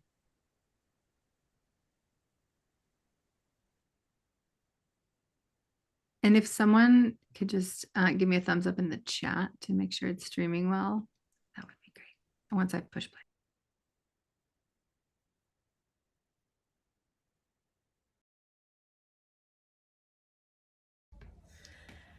Greetings, my name is D-Empress Evoke, and I am the founder of the Evoke Artivist Collective. We are journeying with the Design Science Studio. One, myself as an evolutionary, I was part of the cohort 2 a couple of years ago, and I brought my body of work entitled Evoking Belonging. This body of work emanates from almost a decade of research in the field of social sculpture. And in this field of social sculpture, we work with the invisible materials. We work with the knowing that inside each human being are invisible materials that if we can access, ignite, and in my case, evoke, that we can get to a new form and opportunity for co-creation. And so the Evoke Artivist Collective is a group of 15 artivists of the African diaspora. My work sits within a decolonialist agenda, and in this framework, we look at how we can address systemic inequity. I'm particularly interested in artivism. And as I look at myself as an artivist, the work that I do in social sculpture through evoking belonging, be it research where we're looking at contemplative inner work to explore some of the greatest questions of our time regarding race and equity, or whether it's through my own autoethnographic practice as the urban indigene, as I explore what it is to be a diaspora being that is placed within a geographical location which is far removed from my ancestral lands. And so this is what we bring forth today in Dissolve and Bloom. As we dissolve, we come together as this collective of 15 artists from the motherland, the African continent, and also some of Caribbean heritage, also in the collective. And we have we offer a range of multidisciplinary practices.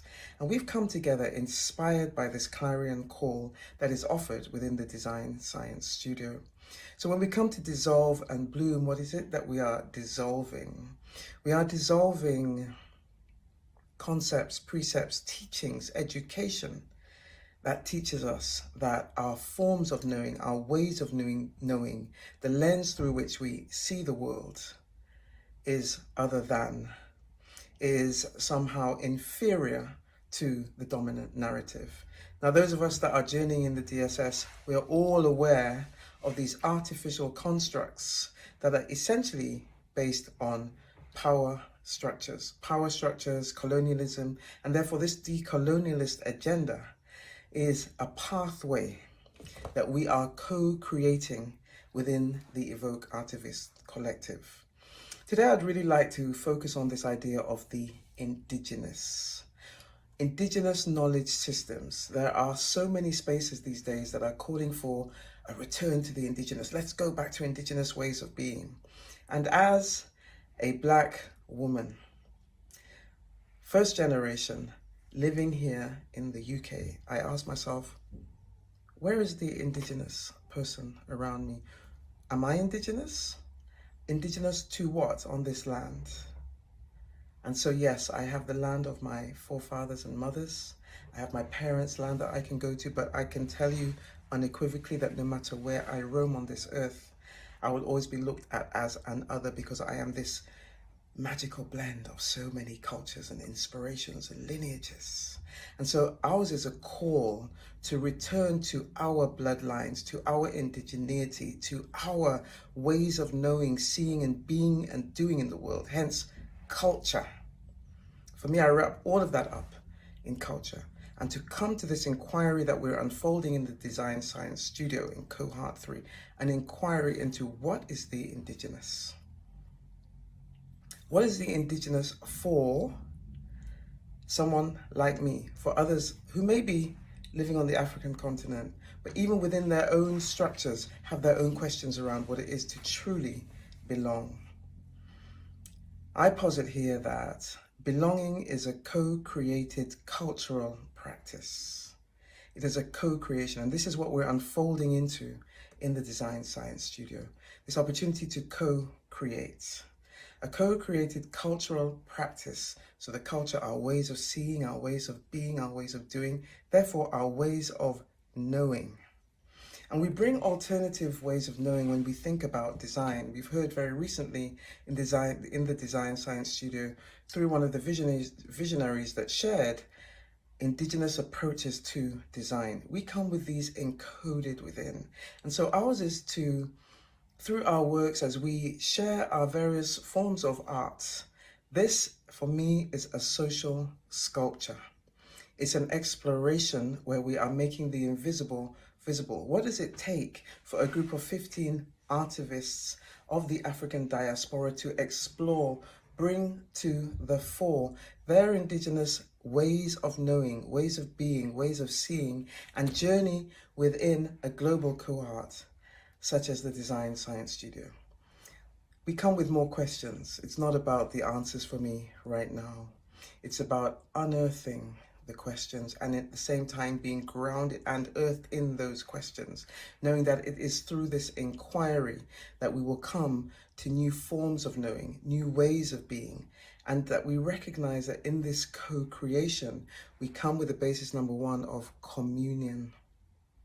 Through that, we find our spaces of connection, and then I believe, and this is what the Evoking Belonging practice offers, it is from then, once we have found that connection through communion, that we are in a space that the conditions are created for us to thrive as co-creators of new forms of being through new ways of knowing. So this is the question I will pose here. What does it truly mean to be indigenous?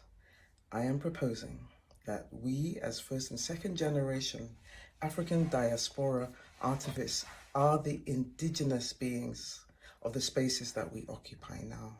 And when we come from that perspective, we are then coming from a position of strength, a position of primary knowing, and prefacing our knowing first. It will require some deconstructing, some dissolution. We are dissolving the paradigms that were imposed upon our ways of thinking. And what is blooming is this idea that I am developing through my work and in the journey in the Design Science Studio of indigenous, African, Caribbean, diaspora knowledge systems. So with that, we look forward to the ongoing inquiry. We have another salon coming up in a couple of months' time, but between now and then, we are gathering as artists to explore these very questions. Stay tuned.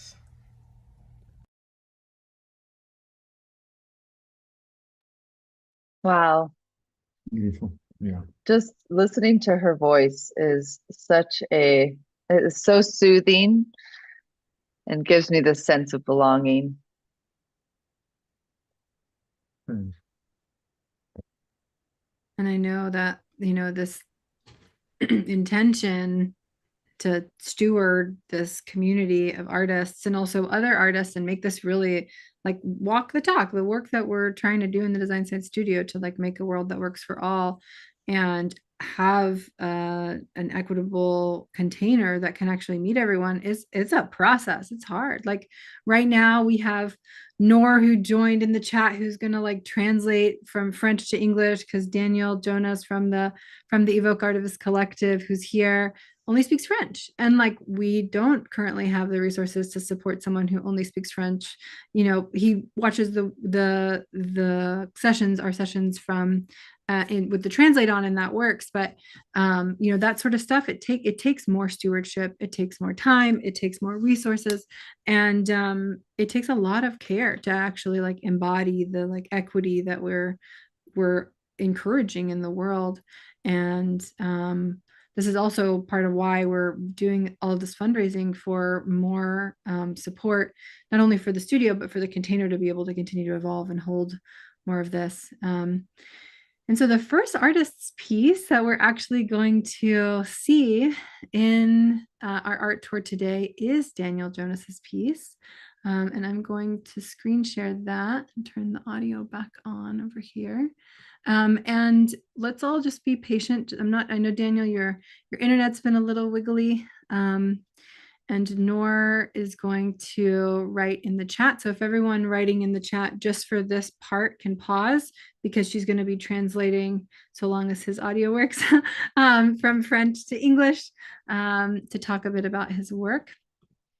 So I just want to Daniel, I'm not sure if you're able to turn on your camera or if that's going to be too much for your connection. But in the meantime, I'm gonna show your piece.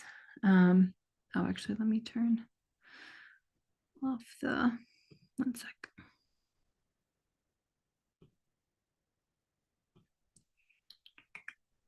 There we go.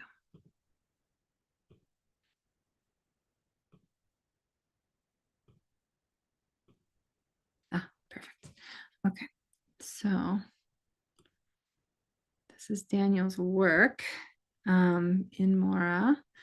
And Daniel Jonas is a sculptor, and his assemblage is made of metal and mixed media and is upcycled waste. So I'm going to see if I can get Daniel unmuted and find him again in the chat because I know the internet was a little wiggly.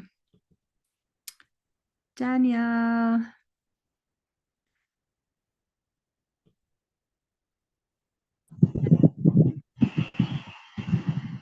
Hello, Daniel. Tu m'entends? Uh-huh. Yeah. Allô, tu m'entends?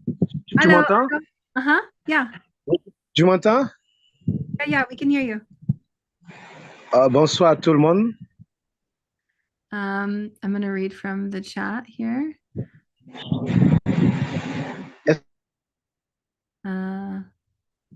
He says, Je dis bonsoir hello, à tout le everyone. monde.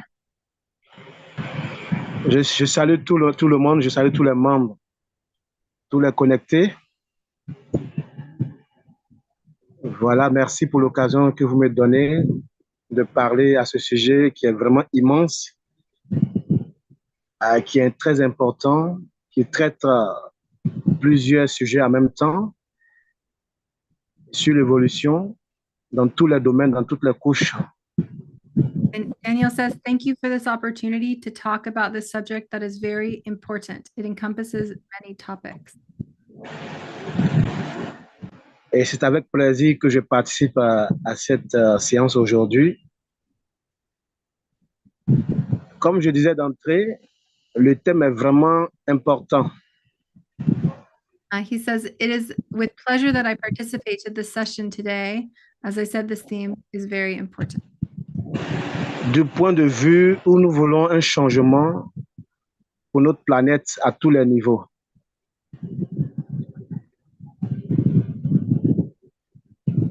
Et ceci commençant par le fleurissement. Because we all want for our planet, or we all want change for our planet at all levels. And we are here to start with the flourishing.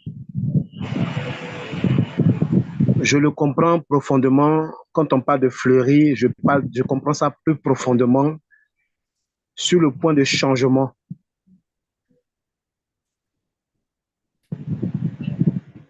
Ou avec l'espoir de quelque chose de nouveau.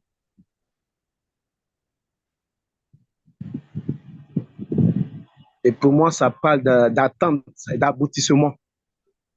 When I speak about flourishing, I am speaking about deep change and the hope for renewal.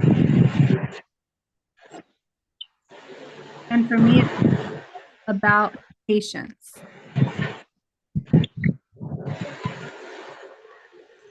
Et pour moi, c'est voir autour de nous la joie.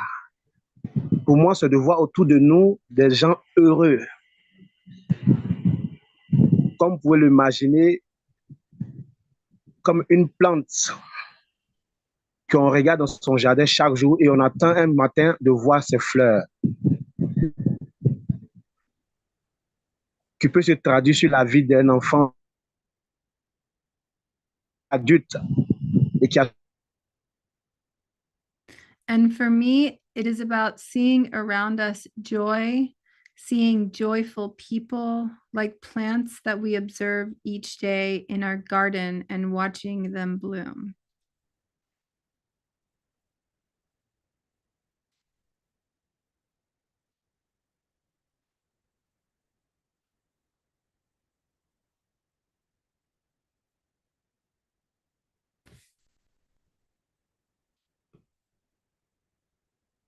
Okay. I think his internet dropped again. But wow, so incredible. Thank you all for your presence and patience and witnessing of Danielle's artistry. Roxy, I think we need to share that those are metal sculptures that we saw in the photo of him, and they're quite large, right? Yeah, I can show you the photo. Yes, thank you, Noor. Also in the chat for translating. Noor is an artist in the Design Science Studio Cohort 1 who is Lebanese and French. And she is so kind to do this impromptu translation for us. But yeah, these are quite large sculptures. And now we can see them even larger than life here in Mora in New York City, thanks to Ian and Julia, who helped prepare this installation of their work. Oh, it's so beautiful. Also, this like international, like to get to hear from someone in their language. And it's really special. So yeah, maybe just for a few seconds, I'll just, we'll get a little closer to the pieces. And are they three-dimensional now, or are they just They're flat images, but Ian, the way that he installed them in space makes them look like they're three-dimensional. See this? Pretty amazing. Wow. What do you think, Amanda? Powerful. And I just love hearing Daniel's voice, and hearing the different languages. That's such a reminder, because here we are, for those of us that speak the English language fluently, it's like, and so much of the world language that's become through the internet. It's like, we need to remember all the roots here, and to see Daniel's work that like reaches way deeper, is bridging his ancestral home kind of through the masks, and it's very powerful. I'd be curious to know more. And I think that's one of the things that people might want to know is when they go into Mora and they go through the exhibit, that there's information down in the bottom right corner of the screen that gives a little description. But if you click on the artwork, you'll go deeper in and you'll see an image of it. And it's quite comprehensive what's there. Absolutely. I was just thanking Nora in a side chat. Sorry, I have to exit the view in order to use my computer at all. I'm gonna actually bring up Ian, if Ian is able to come on with us, because Ian has been lovingly tending to this installation, and maybe he can kind of tell us where to find Childae's piece real quick, because we also have two other artists from the Evoke Artivist Collective. And then we're going to wrap this art tour, because I think in terms of our schedule, it is intended to transition. We'll probably be about 10 minutes behind by the time we're done. So we'll try to make up a little bit of time in the next segment. But I want to make sure we go visit Childae's piece, and also Moore's piece and Ian's piece. So Ian, if you could tell me where to wander to find Childae's piece, I would love that. Also, thank you, Ian. Ian is a artist in the Design Science Studio, and like he did the majority of all of the world building for this exhibition. So Ian, thank you, thank you, thank you. And your piece is also incredible. I'm excited for us to visit. You're welcome. Childae is, whose pieces that are you referencing? The video, not the first video, but the second video, of the music.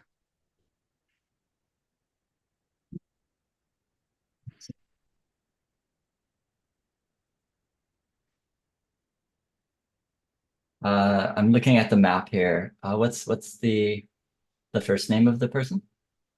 Childae, Childe. Go back over to the map. And if not, I don't know if that person's information got up yet. Yeah. All good. I can play it. Let me play it in another way. We had a part of the beauty of also the like weaving some of the artists from the Evoke Artivist Collective is there's one thing that's super important in this process is invitations and like really personal invitations, because we have in this cohort right now 111, I think, either from past cohorts or present.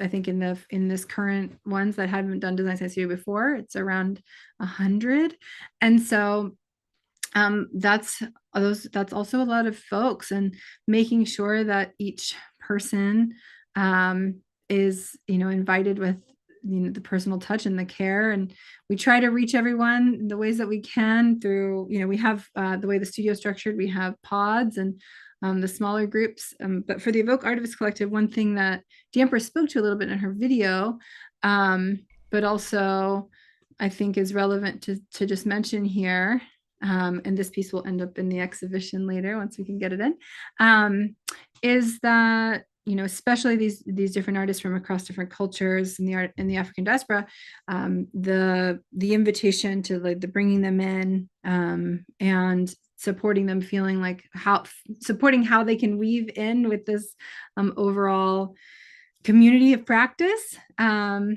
It really takes a lot of like tending, and so some of this work just came in, and Ian's been very kindly getting everything placed. And so I'll just play this video from Shohadaee. Namuhla isiku za ku nga hi tshamisekisa timbilu tezo ti tshama na ti basile, swi nga bohi leswaku biha a hi tshamiseki hi ku rhula. Namuhla isiku ra ku tshamisekisa ambilu ya wena ni ya mino, ikusa swa juleka aku tshamiseka hi vutomi bya ku xonga wa switwa makwezu. Namuhla hi siku ra ku tshamiseka, ikusa masiku hinkwawo ma juleka ku fana ni tolo, mundzuku ku fana ni namuhla. U nga vaviseki, tshamiseka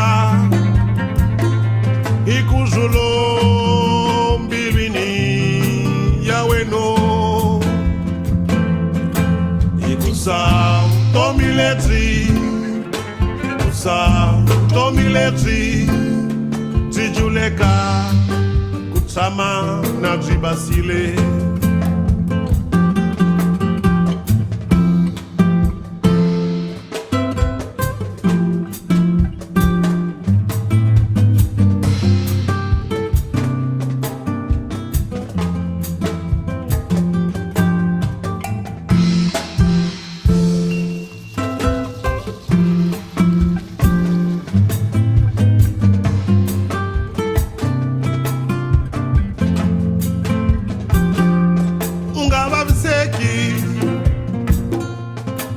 Tshamiseka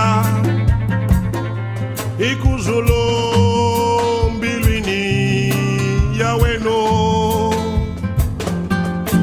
ikusa vutomi lebyi, ikusa vutomi lebyi byi juleka ku tshama na byi basile,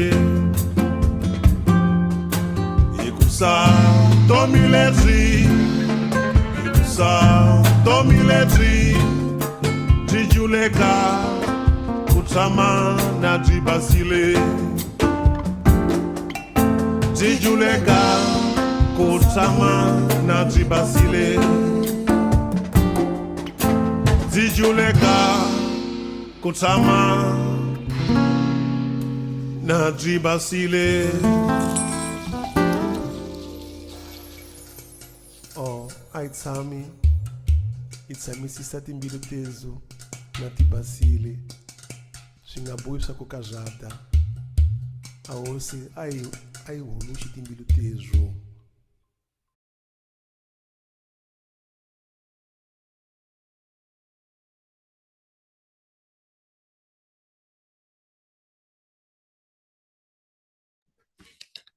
That was amazing. Yes, I can put the link in the chat for that video as well. Whew, that was incredible. He's a very, very powerful bass player, as you can tell. And when we were chatting yesterday in preparation of getting his video, and he was saying he wants to share some of his African music with the community, and the music of his culture. So really grateful to get to have that piece. And I guess for the last visit of the Evoke Artivist Collective, Ian, let me know if we got, hold on one second. Morphe? Yes, Morphe. Yeah, that one's underground, near the little bug. Okay. On number 20 on the map, which should be correct. I'm just going to mention real quick that with the music, what's beautiful in this exhibit is that as you get closer to an exhibit that has sound, you get immersed in that sound and are wandering in through the sound layers if they are done that way. It's really very beautiful. I'm wondering, Ian, I'm going to refresh. I don't see 20 on the map, but I can also just wander down into the underworld. Yes, yeah, do that. There's still some updating of the map as well. Oh, good, no worries. Oh, I see it. I see it over here. Perfect, yay. Okay, Yeah, so to the left, yeah.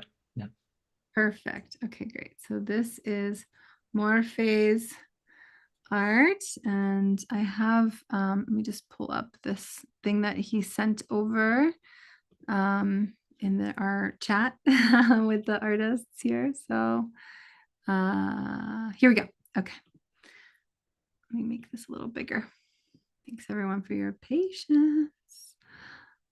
All right. There we go. So Morphe is a multidisciplinary visual artist, independent curator, and organizer. He is the president of the PACA Senegal African Circle of Artists, the president of the Art Education Environment Organization, Secretary General of the Association of Artists in the Arts Village of Dakar. Murph initiates art exchange projects, workshops, conferences, and exhibitions in Senegal, in the sub-region and abroad. The focus is on humanity, sociocultural mutations, integration, interculturality, and intersectionality have always been themes exposed by the artist through his paintings and installations. The artist's style is often marked by paintings where the characters have hybrid forms, gestating crowds through which those who contemplate the work feel cosmic vibrations and a strong emotion. The artist is also a valiant activist for environmental and socio-political issues due to his multiple creations in these areas.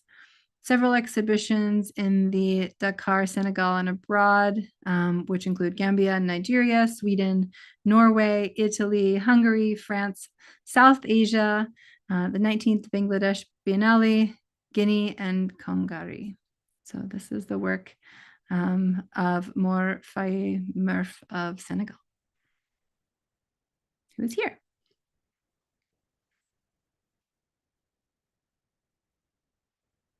I remember whenever D-Empress was letting me know about more wanting to join the Design Science Studio, and I was just so moved by his work, both like in education and at the intersection of art and the environment and culture. And so it's just really a pleasure to get to have his work in the exhibition. Curious if any of my other art tour friends would like to share some words before we go over to explore Ian's piece. Yeah, I mean, I'll just for me, it's always like, well, how do people get here? How do they go see this and experience it for themselves? So that would be something we might want to share. Is if you go to the design science I can just stuff, put it in the chat. Yeah. yeah, for those out in the world there, is it actually open to the public already? It is open to the public. It's not on our public website. That'll go up after the exhibition. But yeah, I did put it in the chat. Oh, and Kharyshi, who's also a part of the Evoke Artivist Collective, is writing in the chat that Daniel, whose work that we saw before, the sculptures that are made of upcycled materials, is from Benin, and his native language is Nagos. Thank you, Kharyshi. I'm really appreciating like I think he said it also in the artist's statement, but this like these hybrid forms and sort of gestating cosmic vibrations. I'm definitely feeling the cosmic vibrations in his pieces for sure. And here we can see some of the characters as well. Beautiful. What do you think, Amanda? It feels so ancient. You know, I think of also the cave drawings and the origins of, I mean, this is one of the origins of humanity and the link between the shamanic and the earth realms, you know, like there's like a Hieronymus Bosch kind of like sense too, very surreal and dreamlike. And I love that they're black and white. It feels very much like this, yeah, these maps, except for there's a little bit of color, and that's, you know, I think that's really cool. Yeah, definitely feel the ancient vibes. Well, maybe this is a good time to go visit Pluto's cave. Ian, what do you think? Ready? It's so cool that it's in a cave too, Sure, like sure. underground. I like the underground and above ground. So great. Yeah. Well, And the mist. Ooh. now we're gonna explore Pluto's cave. So this is Ian McIntosh's piece. The allegory of Pluto's cave has been recreated over and over again in many popular formats as well as movies. And he wishes to bring people through a dream. So I'll let Ian talk about this as I approach it. Sure. Yeah, so it's actually Pluto's Cove. Pluto's Cove. Because Plato's Cave is the original one, and it's all good. I actually live on a kind of cove on the island here in Salt Spring, British Columbia, and we have a philosophy club that we call Pluto's Cove, because the question is like, what happens after you leave the cave? And as you can get inferences which are in this space, you go, you know, confront, release, change is like this process of exiting the cave, but inevitably we go back into the cave to, you know, support the world, support the matrix, support the, you know, this world around us. And each of these kind of circle bubbles in the underground space, in the red area, are kind of like there's a song that kind of goes along with the 3D world that is kind of telling a story. I cut myself a bit short because I had other things to do, but the intention was, and maybe is, to put some words in here and kind of tell the whole story, because it's a whole elaborate dream that I had once, and then I turned it into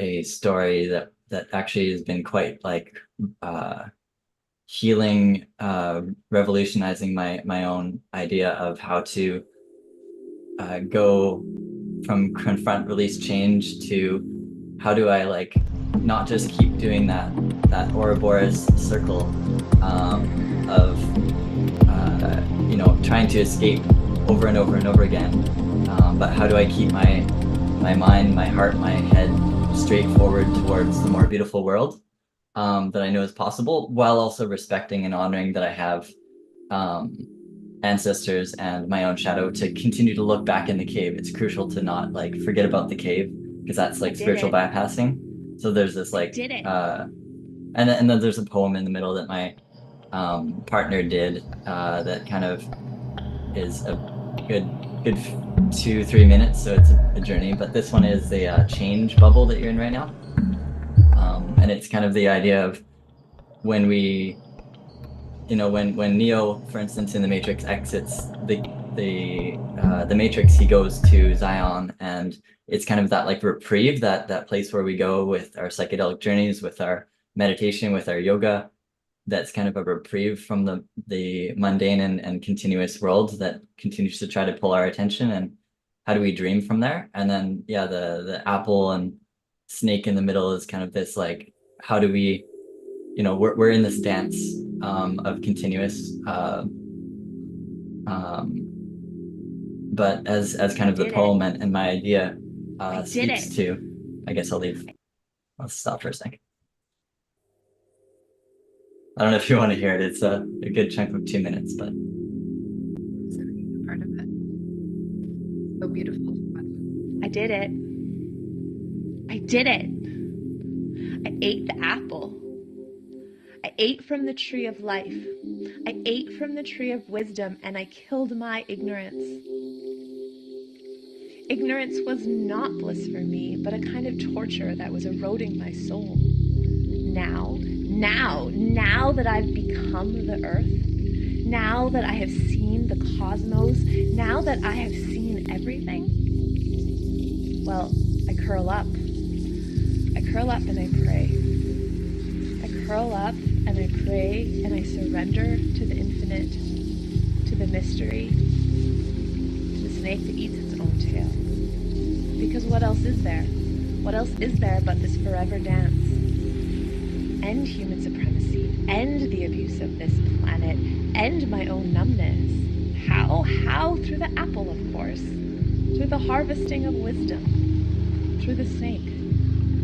Through the breaking open of seeds that carry the truth that every single thing has the potential to blossom and offer nourishment if given a good amount of space and tending and care.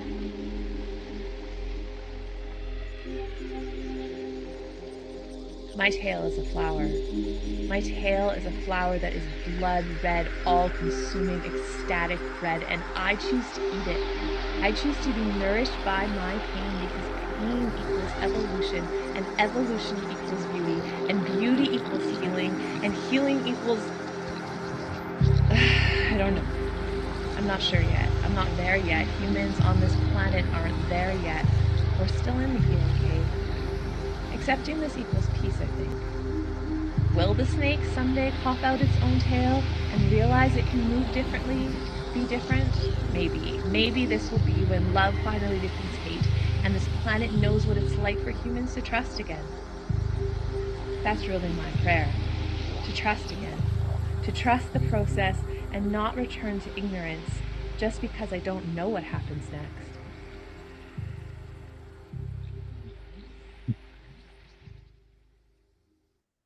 so that's the end of the poem. And beautiful artist 3XL. Who I'm a DJ, so I kind of like mix them together. And anyways, that is the query at the end of Pluto's cave. How do we, you know, come out and try to stay out as much as possible? Yeah. Wow. That was incredible. Bravo. You really pushed the medium here, Ian. This is really powerful. And amidst also installing literally every other piece, basically, other than like a handful that some of the artists installed for themselves. So grateful for that journey. And I look forward to spending more time in the cove and also exiting the cove. They're really powerful, so many powerful provocations and invitations, and I want to come to your philosophy club. Maybe because maybe there'll be a live version one day. I'll bring y'all in. Yes, please. I want to thank M, who's next, for waiting so patiently. the international nature of the art tour and the timing of things was a little bit longer than we thought. So really excited for Ems, and maybe Della, I know you also had a little bit to share, so maybe we can just make it a little bit shorter if possible. And then we'll definitely, I want to just mention also Mark is up here. And so I want to just do a little preview of Mark. It's like an elemental carousel, one that we all go on in circles. A raindrop, a ride. It's like it's evaporated into the air and goes into the giant white fluffy cloud. So I want to invite everyone to go explore the land of Inside Out. And thank you, Ian. Thank you, Mark, and Della. Let's find your piece. I think, is Della underground? Yes. There we go. Oops, I went too far. Della, where are you? Aha, here we are. Great. So Della, I'll bring you up here real quick.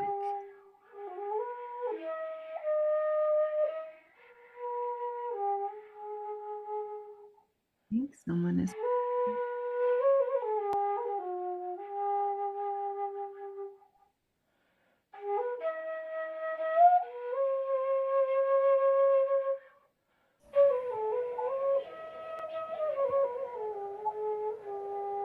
Hi there. Can you hear me? I can. I'm trying to figure out where the flute playing is coming from. Is that from the installation? Right, that's part of the installation. That's okay, great. There's a flute. I didn't know there was a flute. That's part of. Yeah, I've got a lot of people to thank for this. Stroopy being one who did the flute playing, and Mark suggested that I include the sound. I'm so glad I did. It's kind of a combination of. Well, you can see right there, it's actually a journey. It's actually a vision journey. It might be one car on the train, Amanda. And this is our traveling. And I realized when I talked about our traveling that below, you'll see below the image of all the places is the Bucky map. Because when I put all the places that we travel to and do our workshops, it turned out to be on the Bucky map, the shape of an eye. And so that's what inspired the installation, the eye and where we went. And it's going to have a couple of different phases. It's going to be actually also a shamanic part of it, like all of these paintings and all of this journey is connected to studying with various shamans. And there's 6 shamans, and I'm going to be mentioning them in my dream workshop. My dream talk. But I'm going to be doing the second part of this as to how the shamans connect up to all of this. And it's actually a linking to that sort of shamanic realm. And it's going to countries like Peru, Mexico, Japan, Bali, India, and the Celtic. And a kind of the journey and the discovery of through doing the projects, the discovery of something deeper, finding the mystic and finding the shaman within. And that's what's about. That's about it. Thank you. And Ian, help me. Yeah, Ian is crucial. Can you hear me still? He is crucial to this because really, I just had one picture. That's all. He did this. And it's in Sakaya Sun's beautiful radio Lare, which is from the last cohort. She showed these incredible microscopic images, and that's what he put the paintings in, and it's brilliant. And I just want to thank him and her too for it's a co-creation. This whole thing is a co-creation. I just was facilitating. So yeah, thanks everyone so much. Thank you, Della. Thank you, everyone who collaborated with Della. And yeah, this concludes our art tour. And I want to just appreciate all the artists who are part of the exhibition. There's much more art to explore. We also added some more pieces. I think Moni's piece is now in there. And definitely maybe later, whenever Stephen Bao is doing his talk, we can explore Stephen's piece as well. But just Della, thank you for continuing to also push the medium that you're in. You know, as a physical artist, you really expanded and explored so much into 3D, and it's just been a delight. So thank you all. Thank you. Thank you. And Amanda, I know you need to go, so thanks so much for being a part of Dissolve and Bloom. Love you so much. Yeah, thanks everybody. This is so inspiring. I just feel so fueled up to see and to tap into your work, and it's happening. Just remember, it's happening, and we're a part of this journey, of this unfolding and this flourishing, and we are needed more than ever. Your visions are needed, and your voices and your heart. Thanks, Roxy. Love you all. Thank you, Amanda. Love you. Thank you for encouraging everyone always, and for all that you do and all that you do for this community, and for everyone to keep imagining and keep doing it. We're doing it. We're doing it. It's happening. And now we get to hear from another incredible artist that is also doing it. And Em, thanks again for your patience. I know that Eve was, I think, gonna do your intro. Let me just check and see if that's a thing. Eve, you still out there? Yes, I am, and I'm ready to go. Okay, great. Ooh, I'm excited for this one. Yeah, me too. I'm really, really curious about it. So up next, we have Partying in 2053, Braiding the Orphelia from M. Kuznetsov. M. Kuznetsov is a designer, developer, and co-founder of Techno Futures art collective, Encoder-Rat, Decoder-Rat.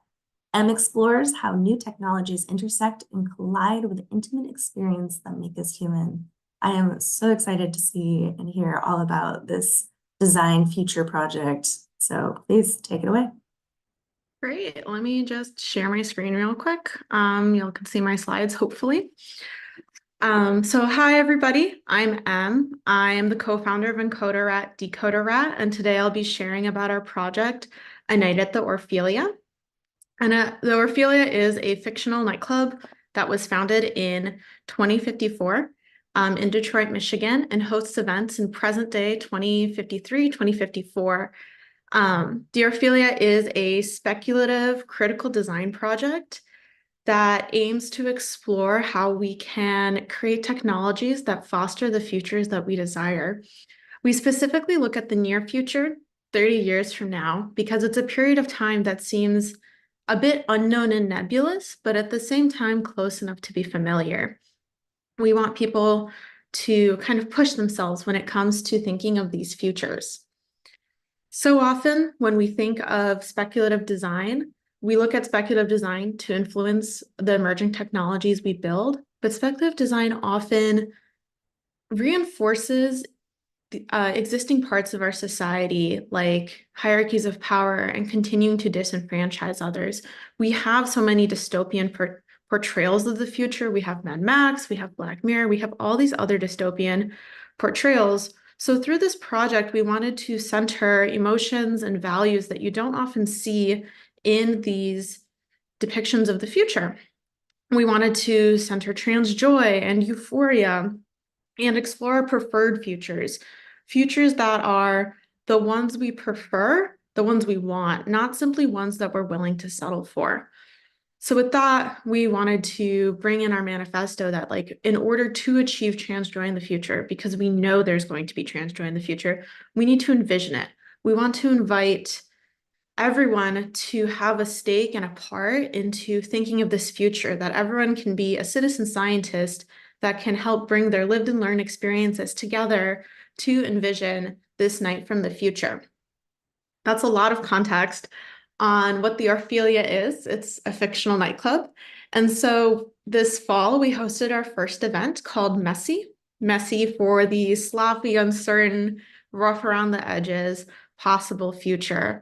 And so Messy asked us to think of how can we create technologies that foster the relationships we desire? How can we center trans people and queer joy in emerging technologies? And what does this world look like? It was an art show, a dance floor, a gloopy hole into the future of queer nightlife and the world around it.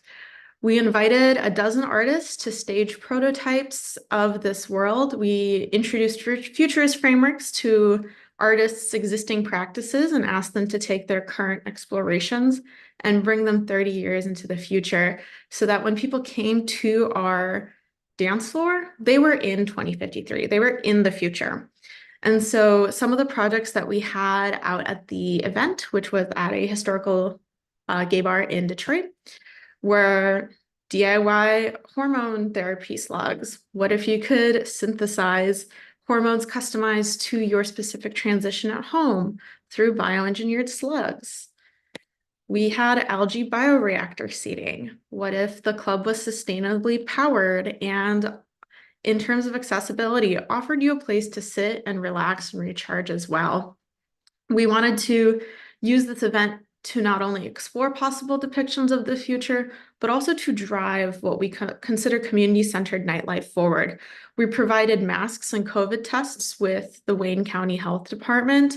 We had event monitors and seating, and provided as many accommodations as we could so that people with different access needs could enjoy the event in as many ways as possible.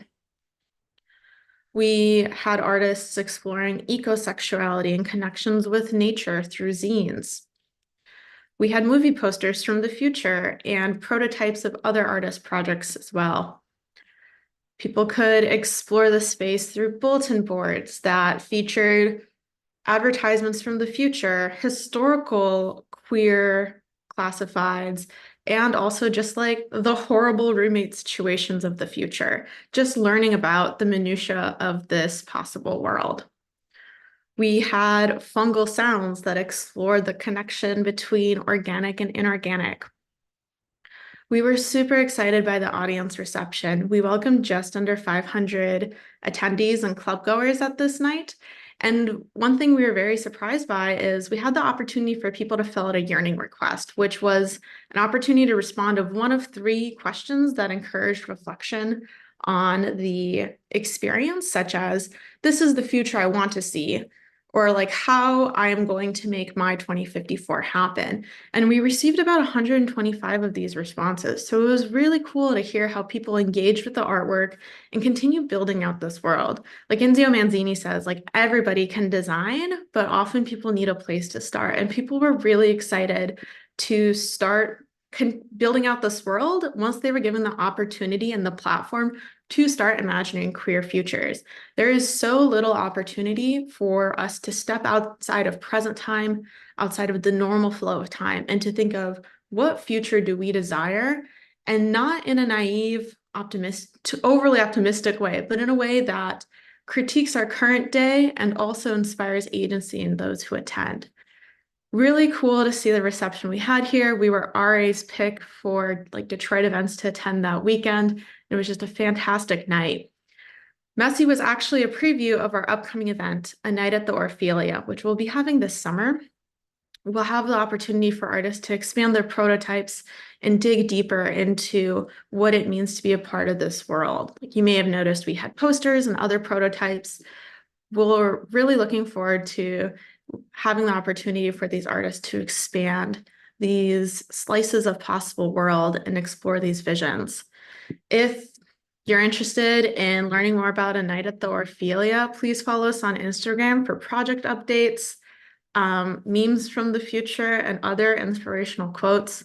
We're continuing to seek funding and support. So if this is a project that you'd like to be a part of, please let us know. We'd love to chat. And with that, I'm going to close with this quote from Jose Munoz in Cruising Utopia, which is one of the books that really inspires us as we continue to experience and imagine the future. And that is, the present is not enough. It is impoverished and toxic for queers and other people who do not feel the privilege of majoritarian belonging, normative tastes, and rational expectations. So step out of straight time and join us in envisioning the static queer utopian future. Wow. The power of imagination and passion behind this project to create a future which isn't too far away. And I really like that you chose a year that's like not 100 years away or 200. It's achievable. This is something that these ideas are actually achievable. So just amazing presentation. Thank you so much for being with us today.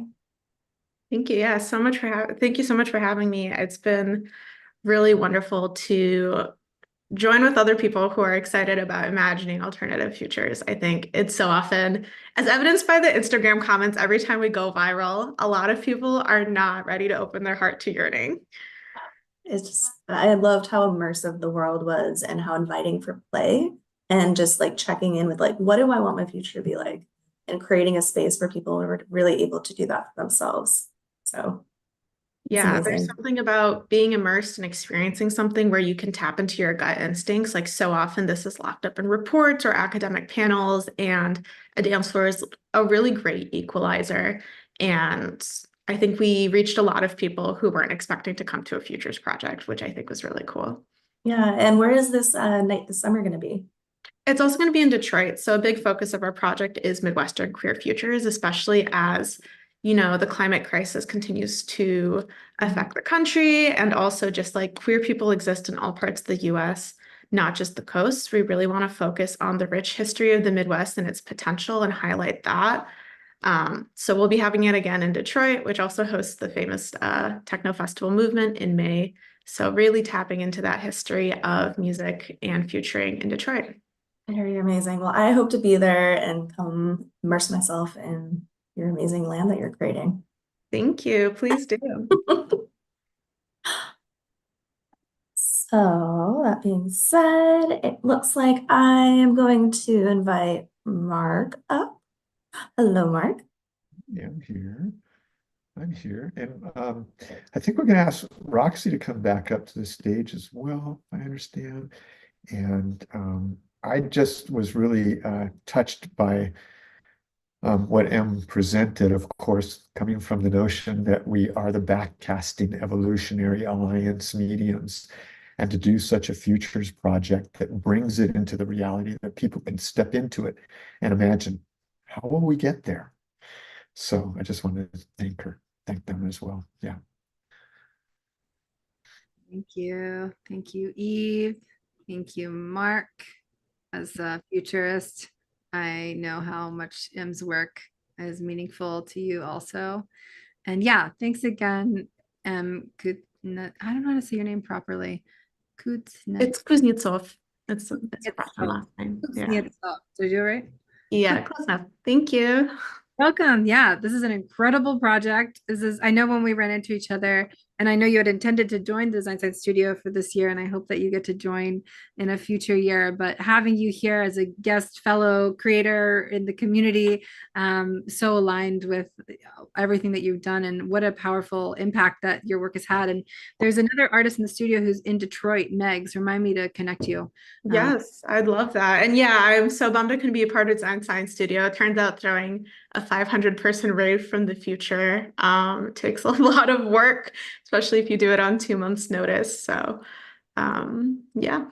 Well, congratulations. I'm so blown away. And I get to rewatch your presentation with a little bit more brain space, and also to continue to follow and hopefully continue to weave with all that you're doing.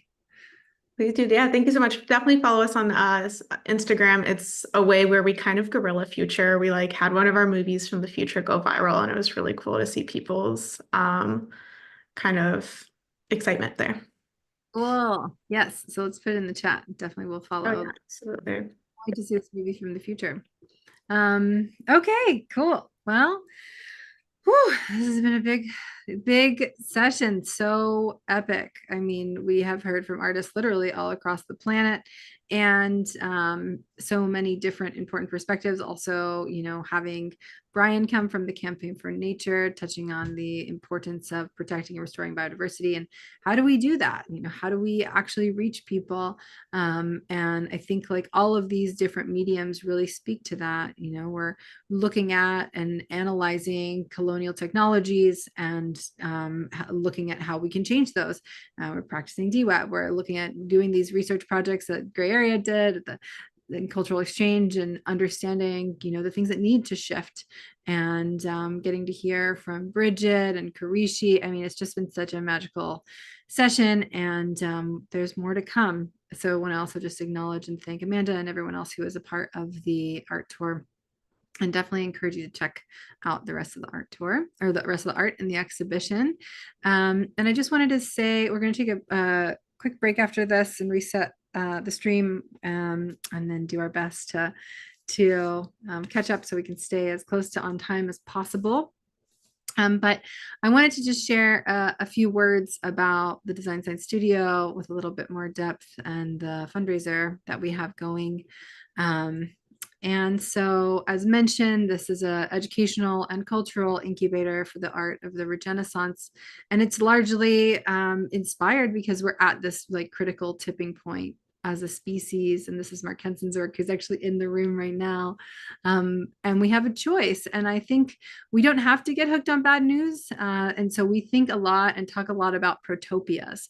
And so we have an entire narrative story universe called Regenera, which you'll hear more about the more you play with us at the Design Science Studio. But protopian futures are neither utopian nor dystopian. They help us see beyond what we might think is possible. And it's very cornerstone to the work that we do in the Design Science Studio. And so this is actually from Monica Blyski, who's a part of the Design Science Studio Cohort 2, who runs Protopia Futures. But I wanted to just mention this, I think, on the heels of M's presentation that they just gave, because superficially one could believe Protopian Futures is situated between dystopia and utopia, but they're not particularly indebted to either. Dystopias and utopias are moored in the gaze of privilege, inevitably tied to boundaries and thought established via patriarchal settler colonialism. So a protopia is actually more of a continuous dialogue, more of a verb than a noun, and more of a process than a destination.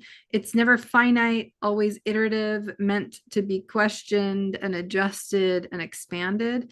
And the goal is always to center previously marginalized perspectives, especially those at the intersection of Indigenous, queer, and disability justice. And above all, Protopia explores visions of embodied hope and futures wherein we have come together as imperfect as our condition is. And so the goal is also to challenge the inevitability of imposed futures, and in the hope of creating spaces of active imagination and resourcing the present and moving towards collaborative visions of liberation. That's from Tiana Garguyan. So unlike most science fiction, where distant, super distant time periods and fantastical locations are kind of the center, there's a lot of these a lot of the focus of Protopias is speculative futures that explore time horizons no more than about 20 years into the future, which I think just beautifully did, right, in 2050. And into this future that takes place primarily on Earth. And that's because from kind of this Protopia futures lens, it's deemed that the narratives of life on our home planet are the most urgent and compelling. And so there's a critique on neocolonial approaches to space expansion in this sort of protopian lens that Monica and the Protopia Futures crew shares about. And I think one of the reasons I wanted to bring up this slide of the definitions, which actually I'm going to reset the slide because I realized it's showing it sideways, is because these principles are, I think, really important and interesting as we're creating forward. So I'm just going to share them one more time now that the screen share is accurate. So looking at these different principles, just want to let you kind of digest them, because it is a process. It's a process of proactively prototyping radically hopeful and inclusive futures of possibilities, centering marginalized voices who have previously marginalized voices. So plurality beyond binaries, community beyond borders, celebration of presence, regenerative action, symbiotic spirituality, creativity in subcultures, and the evolution of values.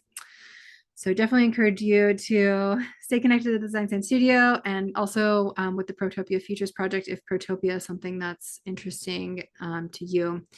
And a lot of the work that we do and that we encourage in the Design Science Studio is connected also to story, because we really understand that social and systemic and cultural change starts with story, and it's time to reimagine our society. And in the studio, we're using story, we're using new narratives for cultural change as part of the methodology around comprehensive anticipatory design science. So design science is short for comprehensive anticipatory design science. This is Buckminster Fuller's whole system strategy. And it's about starting with the whole and thinking ahead, creating intentionally, and discovering through experience. And so as an incubator, we're empowering global creators like the ones you've seen today and the ones you'll continue to experience to imagine regenerative futures that ignite and catalyze inspiration and conversation and cultural change and action that leads to this transition to a world that works for all. And so by understanding that behavior is a function of culture, we become the seeds of this revolution that's really focused on evolution that reimagines life on this planet. And at the Design Science Studio, we are here as a community of practice. We are also here as this incubation space. And ultimately, we're here in support of creators for building capacity. And so regenerative capacity building is really rooted in regenerative design. When you think about regenerative systems are rooted in building the capacity of all the parts of the system so that the system itself can be, sovereign and strong. And so if every different creator across this world is one of those nodes, by building the capacity to interbe and weave together, that is, part of our theory of transformation, imagination, and change that helps to drive what we're up to. And the structure that kind of holds that and these pillars are the showcases, which we're doing right now. We're weaving scaffolding and launching and supporting. And, like we have this hackathon coming up, there's going to be some funding occasionally, but really resourcing as much as possible through the platforms that we can to showcase the work. We have this curriculum that we run, and it's really intended to embody an education that builds bridges for systemic understanding, and that the root is our community, and this global cohort connected to different partners in the movement for mutual support and collective action. And there have been 399, I think, 111, 288. Yep. Artists who have gone through the Design Science Studio. These are just a few of them. And actually, I'm noticing that there's 2 of the artists that are in this slide who are no longer on this earthly plane. And so people are having babies. People are also leaving the plane. People are creating incredible projects that are in the world. And it is really just honoring the life and the life force and the care and the tenderness and the vision that each and every one of these people brings. And we are fundraising right now to meet the gap that we have currently for getting through this cohort, and that runs through May, and supporting the organism that actually uplifts all of these creators, and specifically uplifting and supporting 76% of the artists in the Design Science Studio right now are on scholarship, and so the contributions that are coming through are really supporting primarily innovators and artists and change makers from underrepresented backgrounds and communities. And over the course of the Design Science Studio, since it started, we've been able to award the equivalent of $334,500 in scholarships. That's 266 projects, 373 innovators from 42 countries. Oh yeah, there we go. I was like, is it 399? 20, I guess 25 or 26 of those are people who have are continuing to be in the program. So it's the accurate number. And that's a lot of people across the world. And so it's what we're up to, is this quest to unite innovators and artists and designers. And with your help, we can continue to foster these creative interventions for regenerative futures and empower communities that champion social and environmental justice, and ultimately cultivate and support and be a part of this next generation of change makers. So every little bit counts, and we're super grateful for everyone's contributions. They are funding cultural change, and it gives us the opportunity to amplify the voices of women and internationals and creatives of color and LGBTQ+ and those from low income backgrounds, which is vital to our quest. And those, often some of the most important seats at the table, whose voices need to be heard and centered the most. So with your generous contributions and amplification and support in many different ways, volunteering, partnering, amplifying, we can continue to support this revolutionary program.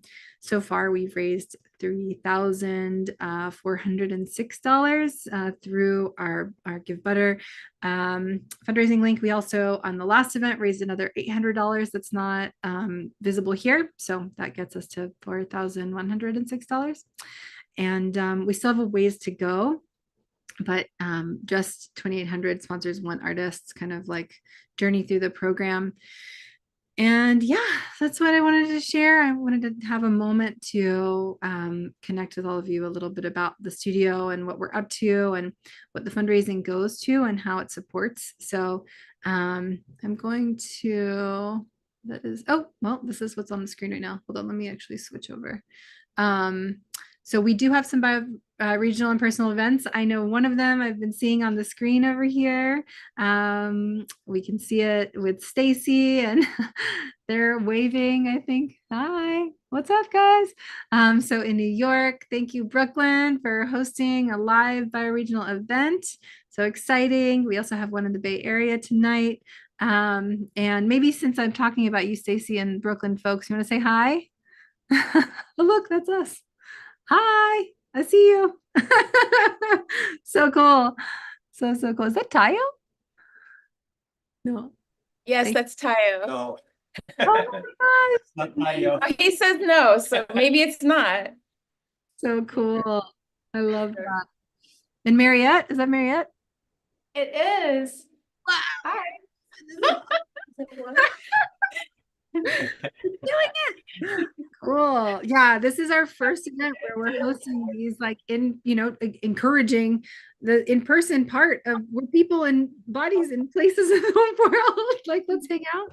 So thank you for hosting. And Stacy, I'm so excited for your talk a bit later.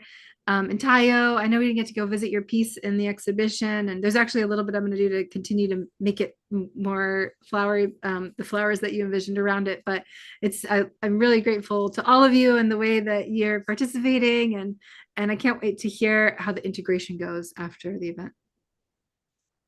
And hi, other friend over there. This is Christina, and we also have Erica and a couple more people coming later. Cool. That's amazing. Thank you, Stacy, for hosting. Thank you. Thank you, Stacy. Thank you, Brooklyn. So cool. Yeah, so one of the things that we're doing in the studio is beginning to pilot our bioregional hubs to build more bioregional resilience around the world. So thanks to everyone who's hosted. We also had another event by Clara that was in Portugal this morning. This morning, my time, not this morning, general. Okay, that was a lot. Appreciate everyone's patience and presence. We're going to take like a 3-minute wiggle break, and we're going to reset the stream. So definitely take this time to just chill out a little bit and stretch. And for anyone out there on the stream, come on in. It's going to be awesome. And it's really, really lovely to have everyone's presence in the room. So grateful for that. And we'll be right back in about 3 minutes.